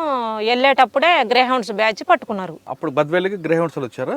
లేదన్నా, బద్వేల్లో వీళ్ళ ముగ్గురు కలిసిండ్రు. బద్వేల్లోనే వీళ్ళని పట్టుకున్నారు. వీళ్ళని పట్టుకోవడము బద్వేల్లో పట్టుకోలేదులే. ఈ అబ్బాయి బద్వేలుకి వెళ్ళాలేమో ఏపీటీ అంత నిర్దిష్టంగా నాకు తెలియదు, అన్నకి అప్పారావు వీళ్ళిద్దరు పెట్టుకొని ఉన్నారు. వాళ్ళు మా దగ్గర నుండి వెళ్ళినటువంటి సుధాకర్ను గ్రేహౌండ్స్ బ్యాచ్ పట్టుకున్నారు. గ్రామం దగ్గరలోకి వెళ్తున్న టైంలోనే పట్టుకున్నారు. ఇతన్ని పట్టుకొని కొట్టేసరికి ఇతను చెప్పిండు ఎవరెవరి కోసం నేను వెళ్ళేది అనేటువంటిది చెప్పిండు. చెప్తున్నానే ఇక మొత్తం లోపల పెద్ద ఎత్తున బ్యాచ్లు దిగినాయి మేమున్నటువంటి ఏరియాలో. తర్వాత ఈ సెల్లు మాట్లాడినాము, ఇంకా సెల్లు ప్రభావము, తర్వాత దొరికిండు ఆల్రెడీ అబ్బాయి. అప్పటికి మొత్తంగా ఈ నల్లమల డివిజన్లో ఉన్నటువంటి బ్యాచ్ మొత్తం అందరం కలిసి ఒకే దళంగా తిరిగేవాళ్ళము నిర్బంధం పెరిగిన తర్వాత. అట్లా ఇక ఈ బ్యాచ్ అంతా ఇక్కడే ఉంది అనేటువంటి దాంతో పెద్ద ఎత్తున బ్యాచ్లు దిగినాయి గిద్దలూరు ఏరియాలో. ఇక అడవిలోకి కూడా ఎక్కడ చూసినా బ్యాచ్లే మరుసటి రోజు కల్లా.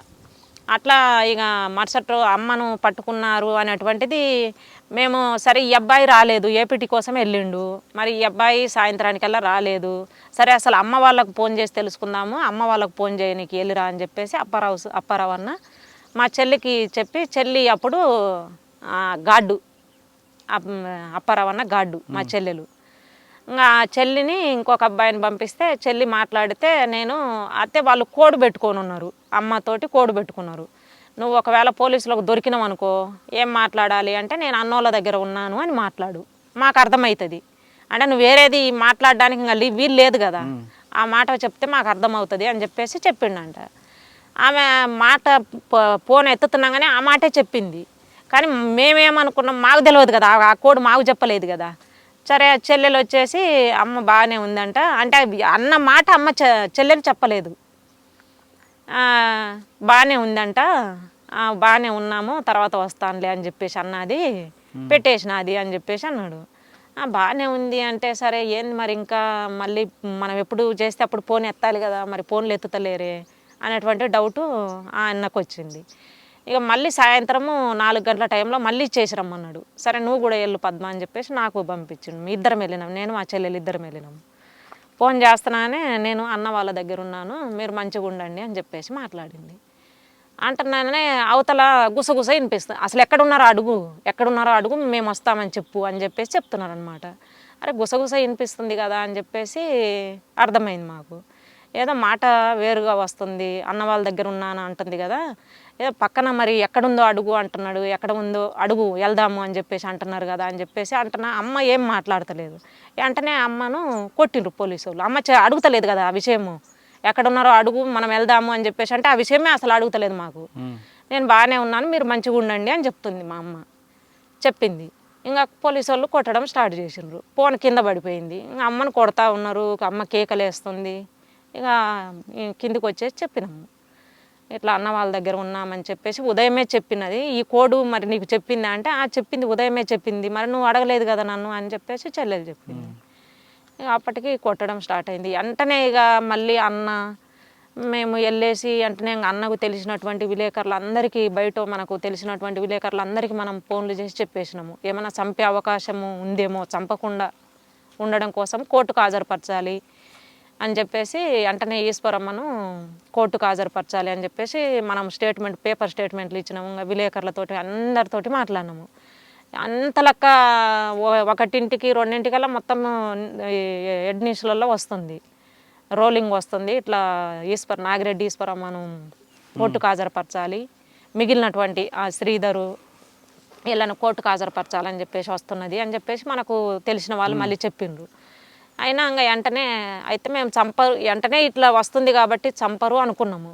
తెల్లారి మళ్ళీ పేపర్లలో చూస్తే నల్లమల అడవిలో భారీ అనుకుంటారు 4 చనిపోయినారు, అందులో నాగిరెడ్డి ఈశ్వరమ్మ ఆలియస్ సావిత్రి, నల్లమల దళ కమాండరు అని చెప్పేసి పేపర్లు వచ్చింది.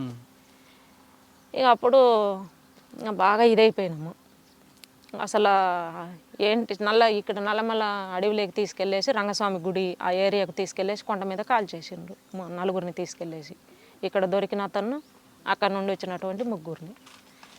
అట్లా మా అమ్మను ఎవరు అప్పుడు ఆఫీసర్ ఇక్కడ లోకల్గానైతే రంగనాథ్ ఉన్నాడు, రంగనాథ్ సార్ అని ఇప్పుడు ఎస్పీ, ఆ సార్ ఉన్నాడు లోకల్గా డిఎస్పీగా. ఇక ఎస్పీగానైతే మహేష్ చంద్ర లడహా ఉన్నాడు. ఆ టైంలో జరిగింది. మీరు ఇందాక మాట అన్నారు కన్న తల్లి వర్గ తల్లి అని, ఆవిడ పిలిచినా పలకుండా వచ్చారు మీరు వర్గ పోరాటం అని. మీరు శ్రమ గుర్తు చేసుకున్నారు అప్పుడు? అమ్మని గుర్తు చేసుకున్నాం, కానీ మేము ఉన్నటువంటి ఉద్యమ అవసరాలు మేము వెళ్ళినా మేము కాపాడగలిగేది ఏం లేదు కదా అని చెప్పేసి అనుకున్నాం. మరి అమ్మ దహనం చేశారా? అమ్మను మేము చేయలేదు, మా మేనమామ వాళ్ళు వచ్చి తీసుకెళ్ళేసి దానం చేశారు మా మేనమామ వాళ్ళు. దానికి ప్రతీకారంగా ఏం చేశారు చర్యలు? దాని ప్రతీకారంగా మనం ఏం చేయలేదు. అప్పుడు ఇంకా ఊర్లలోకి మనం వెళ్ళే పరిస్థితి కూడా అసలు దళము అప్పుడు దళం దగ్గర తూటాలు, అప్పుడు పార్టీ దగ్గర తూటాలు, దాదాపు పైరింగులు, చాలా పైరింగులు జరగడం వల్ల పైరింగులలో మనం పైరు చేస్తాం. తుపాకులు సమస్య, తూటాల సమస్య. నల్లమల్లో ఉన్న టైంలోనే ప్రభుత్వం చర్చలు పిలిచింది. అవును, దోర్నాల దగ్గర మీరు వచ్చారా? నేను రాలేదు. మా కాడుండే సాకేత్ అన్న, అదే రామకృష్ణ, వీళ్ళందరూ కూడా మా దగ్గర నుండే వెళ్ళింది. మేము మొత్తం సాగనంపేసి. ఇక్కడ సాగనంపారు వీళ్ళందరినీ? అదే పాలుట్ల, అదే నక్కంటి దోర్నాల దగ్గర, దోర్నాల దగ్గర, దోర్నాలకు పైన చింతల అని చెప్పేసి ఇంకా కొంచెం లోపలికి వెళ్ళాలి. అందరూ అసలు మీరందరూ ఒక్కో దగ్గర ఉంటారమ్మా. సాక్పూర్ అప్పారణ కానీ, రియాజ్ గారి, వీళ్ళందరూ కూడా. అవును. చలపతి, రియాజు మా పార్టీ కాదు అసలు. కాదు, వీళ్ళందరూ ఎలా కలిసి వచ్చారు అక్కడికి? వీళ్ళందరినీ ముందే పిలవనంపుకున్నాము. అంటే ఎవరెవరు వెళ్ళాలి, ఎవరెవరిని గవర్నమెంట్ ఆహ్వానిస్తుంది అనేటువంటిది తెలుసుకొని అప్పుడు తెలంగాణ నుండి, ఉత్తర తెలంగాణ నుండి రాష్ట్ర కమిటీ సభ్యుడిగా ఉన్నటువంటి గణేష్ అలియస్ రవి, జాగర్ల రవి, ఆయన వచ్చాడు అక్కడ నుండి. తర్వాత ఇక్కడ చర్చ, అది ఏఓబి నుండి ఆయన ఉన్నాడు, చలపతి కాదు, సుధాకరు. ఆ అన్న అక్కడ నుండి వచ్చాడు. ఇక్కడ నుండి రామకృష్ణ, తర్వాత రియాజు, వీళ్ళేమో జనశక్తి పార్టీ నుండి రియాజ్ అని వచ్చింది. వీళ్ళందరినీ ముందే మేము పికప్ చేసుకున్నాము. మా దగ్గరికి వచ్చి ముందే ఉన్నారు వీళ్ళు. అంతకు ముందు రోజే వీళ్ళందరినీ తీసుకొచ్చినాము. ఆ రూట్ల కాడ అంటే వీళ్ళను వేరు వేరు రూట్లలో తీసుకొని వచ్చినాము. పోలీసులు పెద్ద ఎత్తున వచ్చేసి మా దగ్గరికి, గవర్నమెంట్ మా దగ్గర నుండి మా వాళ్ళని తీసుకెళ్ళింది మాత్రం ఆ రోజు ఆ రూట్ల దగ్గర నుంచి. అక్కడ నుంచే మేము ఇంకా బయటికి పంపించింది. తర్వాత వీళ్ళందరూ మళ్ళీ లోపలికి వచ్చారా? అందరు లోపలికి వచ్చిండ్రు. చర్చల పేరు మీద ప్రభుత్వం చేసిన ఒక కార్యక్రమం, అది పార్టీకి నష్టం జరిగిందా, లాభం జరిగిందా? పార్టీకి నష్టం జరిగింది. పార్టీ అసలు పార్టీ స్థావరాలు ఎక్కడ ఉన్నటువంటి, అసలు పార్టీ బలహీనత ఏంటి, బలమేంటి, బలహీనత ఏంటి అనేటువంటిది తెలుసుకోవడం కోసము ఈజీ అయింది. తర్వాత ఆ టైంలోనే ఇక అసలు చర్చలు అనేటువంటిది మేము పార్టీ నాయకత్వం ముందుగానే చెప్పింది, దేనికోసమైతే మేము చర్చలకు వస్తాము, గవర్నమెంటు ఈ విషయాలు ఓకే అంటేనే మేము చర్చలకు వస్తాము అనేటువంటిది. సరే అవన్నీ మాట్లాడుకుందాం రండి అని చెప్పేసి మాట్లాడినరు. అవన్నీ జరిగే టైంలోనే మధ్యాహ్నం సరే రెండో దఫ చర్చలు నడవాలి అని చెప్పేసి అన్నారు. రెండో దఫ చర్చలు, మూడో దఫ చర్చల వరకు కూడా రెండో దఫ చర్చలు జరగాలి అనుకొని లోపలికి వచ్చిన తర్వాత ఇక పోలీసులు మాకు ఎదురు పడుతున్నారు. మేము గ్రామాలలోకి వెళ్తే పోలీసులు గ్రామాలలోకి వస్తున్నారు. ఎక్కడ పైరింగులు మేము చేయలేదు, వాళ్ళు చేయలేదు మా మీద. ఇక్కడ దోర్నాల, ఈ పెద్దారవీడు మండలము, అది సుంకేసల, చింతల ముడుపు, ఆ ఏరియాలలో మేము అదేది కన్నూతల విలేజ్లోకి మేము వెళ్ళినాము. వెంటనే పోలీసు వాళ్ళు వెహికల్లో వచ్చిండ్రు. మేము ఆడ మీటింగ్ పెడుతున్నాం, మేము సైలెంట్ అయినాము. జనాలందరూ మామూలుగా అటు నిలబడుకున్నారు, మేము సైలెంట్ అయినాము. వాళ్ళు సైలెంట్గా అటు ఇటు తిరిగేసిండ్రు, వెళ్ళిపోయినరు. మళ్ళీ మూడో రోజు అక్కడే రోడ్డు మీద, అది చర్చల టైం కాబట్టి మేము ఎట్టంటే అటు రోడ్ల మీదనే తిరుగుతున్నాము. రోడ్డు మీద నడుచుకుంటూ పక్కన ఊరికి, సుంకేసలు అనే ఊరికి వెళ్తుంటే రోడ్డు మీద వాళ్ళు నడుచుకుంటూ వస్తున్నారు, మేము నడుచుకుంటూ వెళ్ళినాం. ఎవరు అంటే మేము పోలీసు వాళ్ళం అన్నాం. మీరెవరు అంటే మేము నక్సలైట్లం అన్నాం. సరే అని చెప్పేసి అన్నాను. వాళ్ళు వెళ్ళిపోయిన మేము అవతలికి వెళ్ళిపోయినాము. అట్లా 2-3 సార్లు కలిసిండ్రు. కానీ అక్కడ వాళ్ళు పైరింగ్ చేయలే, మేము పైరింగ్ చేయలే. ఎందుకంటే గవర్నమెంట్ పైరింగ్ చేయొద్దు అనేటువంటిది అప్పటికి చెప్పినది. అయినా కూడా ఉల్లంఘించి మేము చర్చల టైం కదా, ఈ చర్చలను ఉపయోగించుకొని ఒకవేళ నెక్స్ట్ పెద్ద ఎత్తున దాడి జరిగే అవకాశం ఉంది పార్టీ మీద అనేటువంటి ఆలోచనతో నేను ఆ టైంలో ఇంకా చర్చలను ఉపయోగించుకొని కొంచెం ఎడ్యుకేషన్ క్లాసులు ఇస్తే బాగుంటుంది అనేటువంటి దాంతో నల్లమల, దక్షిణ తెలంగాణ, ఇటు గుంటూరు అందరినీ పిలిచి నల్లమలలో క్లాసులు జరుగుతున్నాయి. ఆ క్లాసులలో ఒక ఏసీ స్థాయి క్లాసులు అయిపోయిన తర్వాత నేను, మా అన్న, ఇంకొక ఇద్దరిని తీసుకొని మేము కిందికి వచ్చినాము. కిందికి వచ్చి ఎందుకు వచ్చినామంటే ఈ రంగస్వామి గుడికి వెళ్ళి పోలీసులు వెళ్తారనమాట. ఆ గుడికి వెళ్ళే దారిలో మైన్లు పెట్టాలి అనేటువంటి దాంతో మేము కిందికి వచ్చినాము. అదే టైంలో అన్న మ్యారేజ్ చేసుకొని ఉన్న ఆమె లత, ఆమె పేరు, ఈ చైతన్య మహిళా సమాఖ్యలో రాష్ట్ర కమిటీ కార్యదర్శి, మామూలు రాష్ట్ర కమిటీ సభ్యురాలు. ఆమెను కూడా పిలవనంపుకొని ఉన్నాము కలవడం కోసం అని చెప్పేసి. ఆమెను కూడా దగ్గరికి పిలవనంపుకొని ఉన్నాము. మా వదినకు కూడా అప్పటికి దాదాపు 3 నెలల నుంచి టైఫాయిడ్ జ్వరం వస్తున్నదంట. బాగా జ్వరంతో ఉన్నదంట. ఇక అప్పటికు వచ్చేసి మాకు కలిసింది అదే రోజు. ఇంకా చర్చల టైం కదా అని చెప్పేసి మేము ఆ ఊర్లోకి వెళ్ళినాం. పుల్లల చెరువు అనేటువంటి ఊర్లోకి వెళ్ళినాము. ఊర్లోకి వెళ్ళేసి అన్నం తిన్నాము. అన్నం తెప్పించుకొని మళ్ళీ పక్కనే కొంచెం పక్కన ఆగేసి నేను ఇంకొక అబ్బాయి వెళ్ళేసి ఊర్లోకి అన్నం తెచ్చుకొని తిన్నాము. తిన్న తర్వాత మరి ఉదయానికి రేపటి కోసము 2-3 రోజులు ఇటు ఈ ఏరియాలో ఉండాలి కదా, మైండ్ పెట్టాలంటే 3-4 రోజులు కూడా ఉండాలి. దానికోసము మిగిలినటువంటి సామాన్లన్నీ తీసుకొని జనాలలోకి రాకుండా, జనాలను కలిస్తే ఎక్స్పోజ్ అవుతుంది అనేటువంటి దాంతో రాకుండా అటు మైండ్లు పెట్టాలి అనేటువంటి దాంతో కూరగాయలు, మిగిలిన బియ్యము ఇవన్నీ తెప్పించుకున్నాము. ఒక ఆయన వచ్చేసి నిజంగానే ఇన్ఫార్మరు అతను. అయితే నేను అన్నం తీసుకొని వస్తానక్క, ఖచ్చితంగా నేను ఇప్పుడే 1 గంటలో వచ్చేస్తానక్క అన్నము, మరి రేపు ఉదయంకి ఎట్లా మీకు అని చెప్పేసి అన్నాడు అనమాట. అంటున్నానే సరే అని చెప్పేసి మరి ఇంత నమ్మకంగా 1 గంటలో వచ్చేస్తానంటున్నాడు కదా అని చెప్పేసి పంపించినాము. పంపించేసి అక్కడే మేము సరే ఇంకా ఎంత టైం వస్తలేడు కదా, 12 అయింది రాలేదు, 1 అయింది రాలేదు, ఈయన పడుకొని ఉదయం వెళ్దాము, చర్చల టైమే కదా అంటే ఏరే విధంగా మేము అసలు ఆలోచించలేదు. ఇంకా చర్చల టైమే కదా అని చెప్పేసి ఆడనే పడుకున్నాము.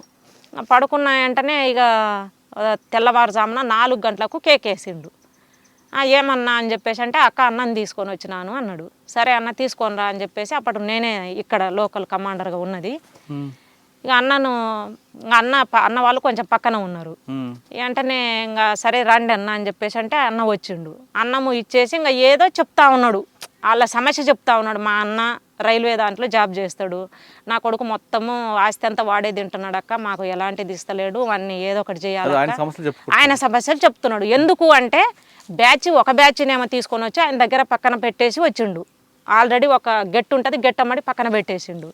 ఇక మిగిలిన బ్యాచ్లు లేటు అవుతున్నాయో ఏమో మాకు తెలియదు, అది అనేటువంటిది మేము ఊహించినటువంటిది.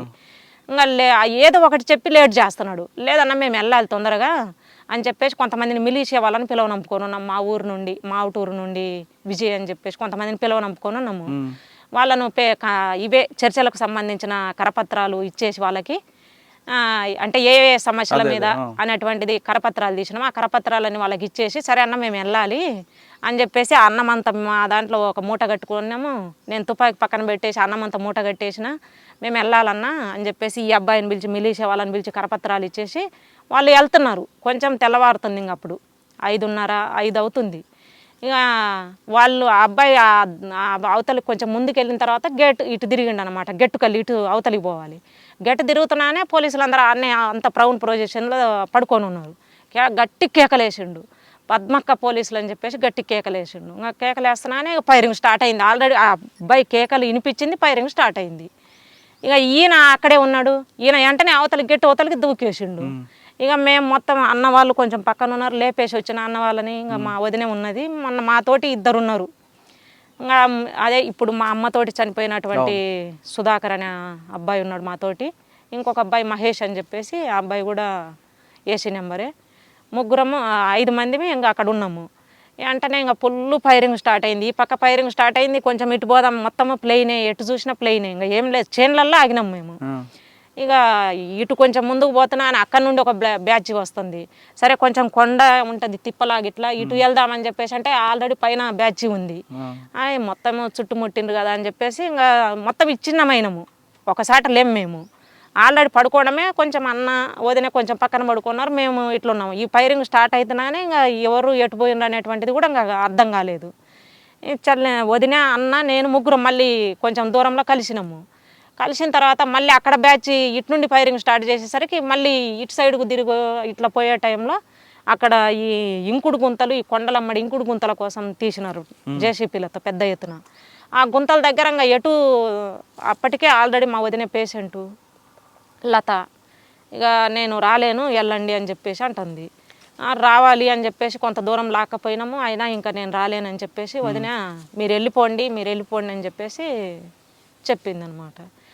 ఇక మేము అన్ని బ్యాచ్లు దగ్గరికి వస్తున్నాయి, పై బ్యాచ్ కూడా వస్తుంది, ఇంకా మనం ఎటు వెళ్ళలేము అని చెప్పేసి ఇంకా వదినను వదిలేసినాం. మేము వెళ్ళినాము, అన్న నేను వెళ్ళినాము.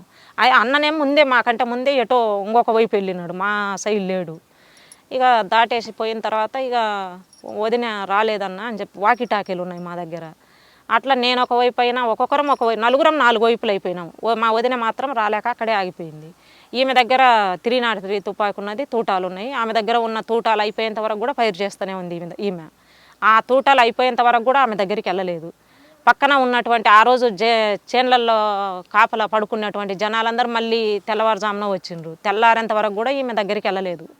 తెల్లారిన తర్వాత అప్పుడు దగ్గరికి వెళ్ళి పోలీసులు ఫైర్ చేసి చంపేసిండ్రు మా వదిన్ను. అట్లా మేము తెల్లారి ఆ టైంలో ఇంకా ఫస్ట్ ఆ చర్చల ఎన్కౌంటర్ తర్వాత వెంటనే ఎన్కౌంటర్ అంటే మా వదిన మీదనే జరిగింది. మా వదినే అమరురాలైంది. చర్చల పేరు మీద మావోయిస్ట్ పార్టీ కూడా బలం పుంజుకుందని వార్త ఉంది, వాస్తవం అంటారా? అంటే గ్రామాలకు వెళ్ళి మీరు చెప్పారు, గ్రామాలలో కొన్ని మీటింగులు పెట్టుకోవడానికి అవకాశం దొరికింది. ఉన్నటువంటి క్యాడర్ను డెవలప్ చేసుకోవడానికి, అంటే కొన్ని క్లాసులు ఇలాంటివి చేసుకోవడానికి, డెవలప్ చేసుకోవడానికి కొంత టైం దొరికింది తప్ప మిగిలినటువంటి అన్ని విషయాలలో బలహీనత. ఎందుకంటే ఆ టయాన్ని ఉపయోగించుకొని ఎక్కడ పోలీసులు వస్తే మనం ఏం చేయాలి అనేటువంటిది పెద్ద ప్లాన్ మేము చేసుకోలేదు. ఎందుకంటే ఏదో ఒక రకంగా జరుగుతాయి, రాజశేఖర రెడ్డి గవర్నమెంట్ కదా జరుగుతాయి అనేటువంటిది ఆలోచించినాం. ఎందుకంటే రాజశేఖర రెడ్డికి ఉన్నటువంటి స్వభావం కూడా కొంత ఈ ప్రజలకు సంబంధించి చాలా చేస్తాడు అనేటువంటి ఆలోచన కూడా పార్టీకి ఉన్నదేమో. అంత అంటే పై స్థాయిలో మనకు అంత తెలియదు. ఆ వైపు పార్టీ అట్లా నడిపించలేదు అంత. అట్లా మెజార్టీ అయితే నష్టపోవడమే. చర్చల తర్వాత జరిగిన ఎన్కౌంటర్ వదిన చనిపోయారు. మా వదిన చనిపోయారు. తర్వాత మీరు ఏఓబికి వెళ్ళిపోయారా? లేదు, చర్చల ఎన్కౌంటర్ అంటే 2004లోనే వదినే చనిపోయింది. మీరు తర్వాత ఎంతకాలం ఉన్నారు? 2004 కాదు, 5 జనవరిలోనేమో చర్చల టైము. జనవరిలో మా వదినే చనిపోయింది. నేను 7లో నేను వెళ్ళింది. అంతవరకు ఇక్కడే ఉన్నారు? అంతవరకు ఇక్కడే ఉన్నాను. ఎక్కడ ఉన్నారు అప్పుడు? నల్లమల ఏరియా, అప్పుడే మీరు టైగర్ ప్రాజెక్ట్. దానికి రిటాలియేషన్ ఏం చేయలేదు? మాకు చేతనైన కాడికి చేస్తున్నాము. ఏం చేశారు? కానీ ఎక్కడన్నా వస్తే ఇప్పుడు మా అంటే మెయిన్ ఆ టైంలో మా సంఖ్య తక్కువ ఉన్నది, పోలీసు బలగాలు పెద్ద ఎత్తున తిరుగుతున్నాయి. ఆ టైంలో మనం కాపాడుకోవడం అనేటువంటిదే మెయిన్. కాబట్టి నాయకత్వము పైన ఏదైనా మీటింగు జరుగుతున్నటువంటి టైంలో నాయకత్వానికి రక్షణగా పోలీసులు వచ్చేటువంటి రూట్లలో అంబుషులు పెట్టుకొని ఉండడం అనేటువంటిది. అట్లా అటు దోర్నాల మండలము తమడపల్లి అనేటువంటి విలేజ్లో బోర్ దగ్గర మైన్ పెట్టినాము, ఈ చేతి పంపు దగ్గర మైన్ పెట్టి అక్కడ సరే నువ్వు ఇక్కడ ఉండాలి, కొండ మీద ఉండి పోలీసులు అక్కడికి నీళ్ళ కోసం వస్తారు కదా అప్పుడు పేల్చాలని చెప్పారనమాట. ఇంకా స్కౌట్ గ్యూటీ ఏం లేదు, మేము ముగ్గురము మైన్ పోలీసులు అక్కడికి వచ్చేసి నీళ్లు తాగి ఆ టైంలో మైన్ పేల్చినాము. కానీ పేలింది కానీ ఎవరికి వాళ్ళకు ఇద్దరికో ఏమో చిన్న గాయాలైనాయి కానీ పెద్ద డ్యామేజ్ ఏం కాలేదు. అంత తెలివి లేకుండా వచ్చారు పోలీసులు. ఆ నీళ్ళ దగ్గర కదా బోర్ దగ్గర పెడతారు అనేటువంటి ఉంటారు. ఈ కొండలలో కొంచెం ప్లెయిన్ ప్రాంతంలో ఉంటుంది. దాదాపు ఆ నల్లమల నుండి పార్టీ తీసుకున్నటువంటి కార్యక్రమంలో భాగంగానే అంటే ఉన్నటువంటి క్యాడర్ను మనం కాపాడుకోవాలి, ఇక్కడ నుండి కొంతమందిని ఉన్న క్యాడర్ను పార్టీ ఆదేశాల మేరకు మేము వెళ్ళింది. ఏఓబి కాదు, డీకే వెళ్ళింది బయట నుండి వెళ్ళాలంటే ఆల్రెడీ అప్పటికే మేము పోలీసు నిర్బంధం విపరీతంగా ఉంది. తర్వాత ప్రత్యేకంగా మా ఫ్యామిలీ మీద ఎక్కువ ఉంది. అప్పటికి మా అమ్మ చనిపోయింది, మా వదిన చనిపోయింది, ఫ్యామిలీ అంతా పార్టీలో ఉన్నాము. ఇట్లా అనేటువంటి దాంతో సరే గుర్తుపడతారు ఆల్రెడీ కొంతమంది చెప్తున్నారు, మాజీలు అంటే బయటకు వచ్చి ఉన్నటువంటి వాళ్ళు కొంతమంది చెప్తున్నారు, ఇట్లా ఊర్లలోకి వచ్చి ఇదిగో ఈమె కనిపించిందా, ఈమెకి ఇంత ఇస్తాము అని చెప్పేసి అంటున్నారు, ఈ అన్న కనిపిస్తే ఇంత ఇస్తాము అని చెప్పేసి అన్నారు. అయితే ఎట్లయినా గుర్తుపడతారు పోతే, ఎందుకంటే నాకు కొన్ని ప్రత్యేకమైనటువంటివి ఉన్నాయి, ఈ పచ్చబొట్లు వీటిని కూడా పేపర్లలో వేసిండ్రు ఇట్లాంటివి ఉన్నటువంటివి అని చెప్పేసి. అందుకు అప్పుడు పార్టీ ఏంటంటే నువ్వు ఇక్కడ నుండి వెళ్ళాలి అంటే నువ్వు అంటే ఏరే కులము ఫీలింగు ఇలాంటివి ఏముండొద్దు, మనం పార్టీ కోసం ప్రజల కోసం ఎక్కడికైనా వెళ్ళాలి కాబట్టి ఇక్కడ నుండి వెళ్ళాలి అంటే మనం ఈ ముస్లిం బురకా వేసుకొని వెళ్ళాలి అని చెప్పేసి అన్నారు. సరే అని చెప్పేసి బురకా వేసుకొని మేము మా ఊరికి వచ్చేసి 2 రోజులు ఆగినాం. మేము మా ఊరి దగ్గరికి వచ్చేసి మా నాన్నను కలిసేసి వెళ్దాము, బంధువులను కలిసేసి వెళ్దామని ఉన్నది ఆ దగ్గరలోనే. మా నాన్నను బంధువులను కలిసినాం. ఇంకా అక్కడ నుండి ఖమ్మం రైల్వే స్టేషన్కి వచ్చి రైల్వే స్టేషన్లో నాతో పాటు ఇంకొక అమ్మాయి హిందీ ఉన్న అమ్మాయి వచ్చింది. మీరు ఇంటర్వ్యూ చేసి ఉంటారు, రజిత అని. రజిత కాదు అమ్మాయి పేరు జయ.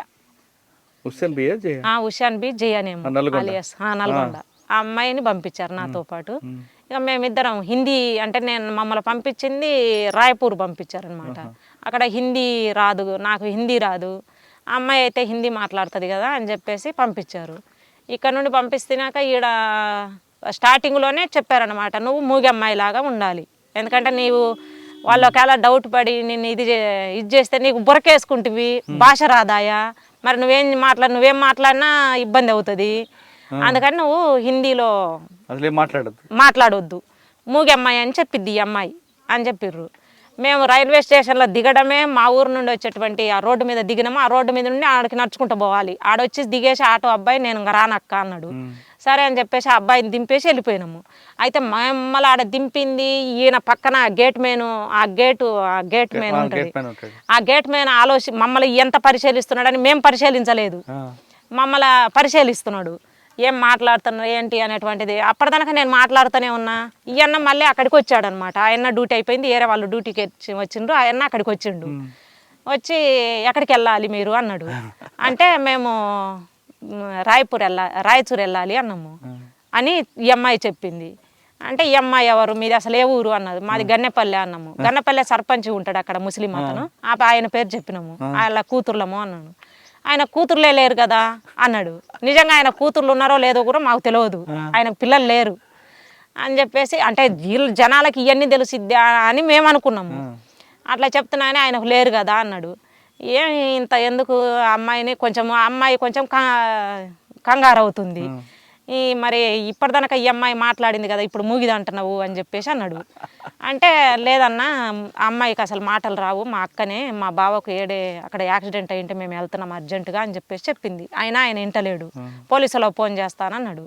సరే అని చెప్పేసి నేనే పిలిచిన, ఇక సరే ఇట్రా అన్న అని చెప్పేసి సైగత తీసుకుపోయి మేము పలానా, నిజమే నువ్వు డౌట్ పడుతున్నది నిజమేను, మేము నక్సలైట్లము, వేరే పని మీద నాకు హెల్త్ బాగాలేదు బయటికి వెళ్ళాలి అని చెప్పేసి. అబ్బా అక్క దండమక్క మీకు అని చెప్పేసి, ఆయన ఎక్కడో మన పార్టీ ఏరియాలో ఉన్నటువంటి అతను, అక్క అసలు మీరు ఎందుకక్క ఇట్లా, నేను ఇది లేడీస్ పెట్టెలో ఎక్కిస్తాను, మీరు రండి ఇక్కడ ఉండొద్దు అసలు అని చెప్పేసి వెంటనే ఆయన రూమ్కి తీసుకొని వచ్చి పెరుగన్నం పెట్టిండు, తీసుకెళ్ళి ట్రైన్ వచ్చే టయానికి తీసుకెళ్ళేసి లేడీస్ కంపార్ట్లో ఎక్కించిండు, పంపించిండు, ఫోన్ నెంబర్ ఇచ్చిండు మాకు, ఏదన్నా ఇబ్బంది అయితే నా పేరు చెప్పండి అక్క, ఇబ్బంది ఏం లేదు మీకు, కానీ ఇలా మీరు కొంచెము అమ్మాయి ఏమో సరిగా మాట్లాడడానికి వస్తలేదు, నువ్వేమో మరి మూగామో అని చెప్తున్నావు, ఈ బురకేసుకుంటువి, మరి కొంచెం ఇబ్బంది అవుతుంది జాగ్రత్త మీరు అని చెప్పేసి మమ్మల్ని పంపించేసిండు. మరుసటి రోజు మళ్ళీ మాకు ఫోన్ చేసిండు, ఏమక్క క్షేమమేనా అన్న. తుపాకులు ఏం లేవు, మేము బయటకు వెళ్ళలేదు కదా, తుపాకులు ఏముంటాయి మా దగ్గర, చెక్కింగ్లు ఇవన్నీ జరుగుతాయి ఏముండవు. ఖమ్మంలో ట్రైన్ ఎక్కినాము, రాయచూరు వెళ్ళినాము, కర్ణాటక రాయచూరు వెళ్ళినాము. మేము వెళ్ళిన టయానికి ఏపీటీకి రాలేదు అసలు. మేము వెళ్ళిన టైము అంతా ఏపీటీలు అన్నీ మేము వెళ్ళేసి నేను వెళ్ళి బయటకు వచ్చినాము. ఆ రాయచూరు వెళ్ళేసరికి బీకే ఎన్కౌంటర్ జరిగింది, బాలకృష్ణ ఎన్కౌంటర్, సీసీ నెంబరు. ఆయన్నతో లింక్ అయ్యి మా ఏపీటీలు అన్నీ ఉన్నాయి. ఇక్కడ శాఖమూరి అప్పారావు, అక్కడ బీకే, వీళ్ళిద్దరూ ఏపీటీలను సమన్వయం చేసుకోవాలి. అక్కడ బాలకృష్ణ ఎన్కౌంటర్ జరుగుతున్నాగానే ఏపీటీలన్నీ మొత్తం అల్లకల్లోలం అయిపోయింది. మొత్తం అసలు ఏపీటీలు ఎవరికి మిగిలిన వాళ్ళకు తెలియదు, అట్లా ఏపీటీలన్నీ మిస్ అయిపోయినాయి. మా ఏపీటీకి వచ్చేటువంటి వాళ్ళు ఎవరు రాలేదు, పంపలేదు ఇంకా వాళ్ళకు. ఆయన అసలు సీసీ నెంబర్ ఎన్కౌంటర్ అయ్యిండు కాబట్టి ఇంకా ఏపీటీకి పంపే వాళ్ళు ఎవరు ఉంటారు, ఎవరు పంపలేదు. ఇక ఒకవేళ పంపిన తర్వాత మీరు ఎక్కడ ఉండాలి ఆ టైంలో అంటే, నాకు అంతకుముందే ఇక్కడ ఈ ఏరియాలో మ్యారేజ్ అయింది నాకు. రాష్ట్ర కమిటీ సభ్యుడు జీవను అలియాస్ ప్రకాష్ అలియాస్ జీవన్ పేరుతో ఉన్నాడు.